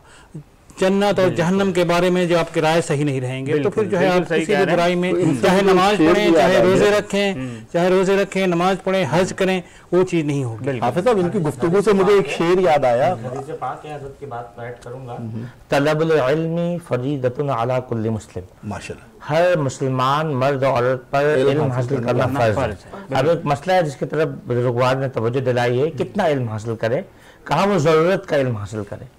ज़रूरत का इल्म क्या है? जवानी के दहलीज पर कदम रखे तो जवानी के मसाइल सीखे, शादी से पहले शादी के मसाइल सीखे, कसब के लिए जाए, रोजगार के लिए तो रोजगार के मसाइल सीखे कि क्या चीज़ें इसमें हलाल है और क्या चीज़ें हराम है। नमाज का जैसे उम्र हो तो नमाज के मसाइल सीखना उस पर फर्ज है, तो वक्त का इल्म हासिल करना हर मुसलमान पर फर्ज है। क्योंकि यहाँ तो मुतलक है तलबुल इल्मी फरीदतुन अला कुल्ली मुस्लिम, यानी कि कहा क्या आप तमाम हर बंदा आलिम बन जाए, का ये मुमकिन नहीं है।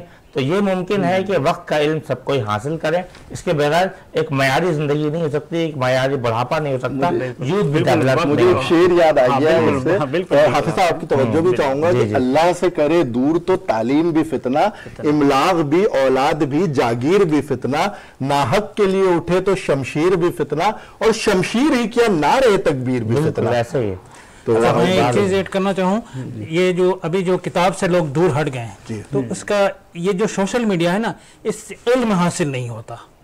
इससे जो है, जिससे समझ लीजिए कहीं पानी निकालने के लिए आपने कुदाल ले लिया, मैदान में गए, वहां कुदाल खोदा, वहां खोदा, वहां खोदा, कहीं से पानी नहीं निकलेगा। अगर एक जगह आप खोदते रहेंगे तो वहां से जो है पानी निकल आएगा।